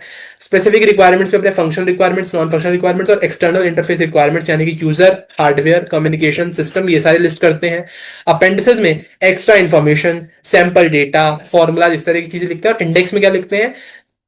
अल्फाबेटिकल लिस्टिंग की, अगर आप इस रिक्वायरमेंट को देखना चाहते हो, ए वाली रिक्वायरमेंट जो ए से स्टार्ट होती है वो आपको पेज नंबर 121 पे मिलेगी, इस तरह की चीजें। ठीक है, तो एसआरएस करने के भी, एसआरएस डॉक्यूमेंट प्रिपेयर करने की बहुत सारे स्टैंडर्ड होते हैं बच्चों, जिसमें हम लोग जो फॉलो करते हैं, जो पूरी सॉफ्टवेयर इंडस्ट्री फॉलो करती है, वो है आई ट्रिपल ई के स्टैंडर्ड्स। ठीक है, बात समझ में आ गई? Section wise, introduction, overall description, specific requirement, supporting information, और फिर सपोर्टिंग इन्फॉर्मेशन में वही अपेंडिसेस और ग्लोसरी इंडेक्स जो मैंने पहले बताया। एडवांटेजेस वही है एग्जैक्टली सेम। ठीक है, इस तरह की दिखती है। अगर आप किसी कंपनी का भी उठा के देख लोगे ना रिक्वायरमेंट एनालिसिस वाला डॉक्यूमेंट, तो वो ऐसा ही दिखेगा। फॉन्ट साइज, किस तरह से पैराग्राफ होगा, हर पैराग्राफ में कितनी इंडेंटेशन होगी, ये सब फिक्स होता है। इसलिए हम लोग बोलते हैं ये होता है मेरा कंप्लीट एसआरएस डॉक्यूमेंट, जिसको मैं आई ट्रिपल ई 8380, शायद 8380 इसका ही फॉलो करता हूँ। यस और नो? 830 को, सॉरी, 830 वाले फीचर को मैं फॉलो यूज करता हूँ, फीचर कह रहा हूँ, वर्जन को मैं यूज करता हूँ। डन, बात समझ में आ गई? और फाइनली जब मैंने रिक्वायरमेंट एलिसिटेशन कर लिया, रिक्वायरमेंट का एनालिसिस कर लिया, रिक्वायरमेंट के ऊपर डॉक्यूमेंट बनवा लिया, फिर मैं उसका रिव्यू करता हूँ। तो लास्ट स्टेज है requirement review. Requirement review is the process of systematically examining the software requirement specification to ensure all requirements are correct, complete and consistent and feasible. तो वो मैं एक बार दिखा देता हूँ यूजर को, ये डॉक्यूमेंटेशन मैंने फाइनली की है, अब चेक कर लो सही है या नहीं। ठीक जी, फिर कह रहा पर्पस क्या है? ताकि एरर्स डिटेक्ट हो जाए, कोई एम्बिग्यूटी ना रहे, कुछ गलत लिख दिया, कोई यूजर की रिक्वायरमेंट चेंज हो गई तो उसको मैं हटा दूं वहां से, सिंपल। तो दो तरह के रिव्यू होते हैं, formal review, informal review. I hope so समझ में आता है। एडवांटेज क्या है, इससे एसआरएस की क्वालिटी इंप्रूव हो जाती है कि अब मेरे पास फाइनली आपकी सारी रिक्वायरमेंट आ गई, तो अब मैं डिजाइन वाले फेज पे चलता हूँ, डिजाइनिंग आर्किटेक्चरल बिल्डिंग शुरू करता हूँ। तो यूनिट 2 में हम लोग वही डिजाइनिंग वाला फेज पढ़ेंगे। अगर मैं हल्की सी समरी आपको देने की कोशिश करूं तो क्या थी, हम लोगों ने पढ़ा भाई सॉफ्टवेयर क्राइसिस के बारे में, कि सॉफ्टवेयर जो हमारी इंडस्ट्री है उसमें बहुत सारे क्राइसिस हैं, और उनको सॉल्व करने का जो तरीका है वो है सॉफ्टवेयर इंजीनियरिंग को समझना। और सॉफ्टवेयर इंजीनियरिंग को अगर हमें करना है, तो हमारा जो यहाँ पे गोल है वो गोल है कि मैं आपको एक सदाबहार, सदाबहार कह लो या एवरग्रीन सॉफ्टवेयर आपको दे सकूं, जो आपका बढ़िया सॉफ्टवेयर चले, एररलेस हो, कंसिस्टेंट हो, ये सारा काम मुझे करना है। और अगर मैं आपको एवरग्रीन सॉफ्टवेयर देना चाहता हूं, तो उसके लिए मुझे एक प्रोसेस को फॉलो करना पड़ेगा। उसमें मेरे पास 7 फेजेस थे। 7 फेजेस में से हमारे पास सबसे पहला फेज था फिजिबिलिटी स्टडी, जो मेरी कंपनी अपने लेवल पे कर लेगी। वो उसका काम जो है वो डेवलपर से कोई काम नहीं है, वो यूजर पहले खुद करता है कि उसका आइडिया प्रोजेक्ट बनाने के लायक भी है या नहीं। फिर वो हमारे पास आता है कंपनी के पास, और कंपनी का पहला फेज है रिक्वायरमेंट एनालिसिस। यस और नो? जी भैया, रिक्वायरमेंट एनालिसिस है कि क्या क्या रिक्वायरमेंट है उनको हम लोग समझे। फिर रिक्वायरमेंट एनालिसिस को हमने 4 फेज में डिवाइड किया, requirement elicitation, requirement analysis, requirement क्या बोलते हैं इसको, documentation, and finally fourth phase is requirement review, जो एसआरएस डॉक्यूमेंट है उसका रिव्यू करना। तो ये 4 फेजेस हमने बनाए और इनको डिस्कस किया इस पूरे चैप्टर में। और एक हम लोगों ने बीच में क्या, SDLC, software development life cycle discuss की थी, जिसमें हम लोगों ने वाटरफॉल मॉडल भी पढ़ा। फिर हम लोगों ने पढ़ा, क्या बोलते हैं उसको यार, आपका प्रोटोटाइप मॉडल। जी, प्रोटोटाइप मॉडल पढ़ा। उसके बाद हम लोगों ने एवोल्यूशनरी मॉडल जो पढ़ा था, हमने पढ़ा प्रोटोटाइप मॉडल हो या फिर हमारा स्पाइरल मॉडल हो, ये दोनों के दोनों एवोल्यूशनरी मॉडल के ही पार्ट है।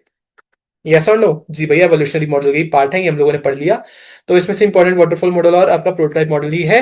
बाकी मैंने आपको जहां जहां जो जो चीज इंपॉर्टेंट थी सब बता दी है। आप कोई सा पीवाई उठा के देख लो 5 साल का, सबके जवाब इस लेक्चर के अंदर है। इस लेक्चर को ही सिर्फ आप रट्टा मार के चले जाते हो ढंग से, मेरे हिसाब से। मैंने कोशिश की है पूरा इसको 1 आवर 30 मिनट्स में करने की, लेकिन 1 घंटा 40 मिनट शायद लग गया है। सो या हर चीज कंप्लीट है, डोंट वरी, कुछ ऐसा नहीं है जो मैंने छोड़ा हो। A to Z everything is completed in this lecture. इस लेक्चर के नोट्स को ही अच्छे से पढ़ जाओ, पूरे मार्क्स आ जाएंगे, कोई दिक्कत वाली बात नहीं आएगी। ठीक है जी, आई होप सब बात समझ में आती है। तो that is all from my side. मैं पीवाईक्यूज का डॉक्यूमेंट आपको जरूर प्रोवाइड करवा दूंगा, जहां पे मैंने सारे टॉपिक वाइज पीवाईक्यूज लिखे हुए, आप चेक कर लेना। सबका आंसर आपको इस लेक्चर में मिल जाएगा। तो मिलेंगे आप सबसे अगले लेक्चर में, तब तक के लिए ओके बाय।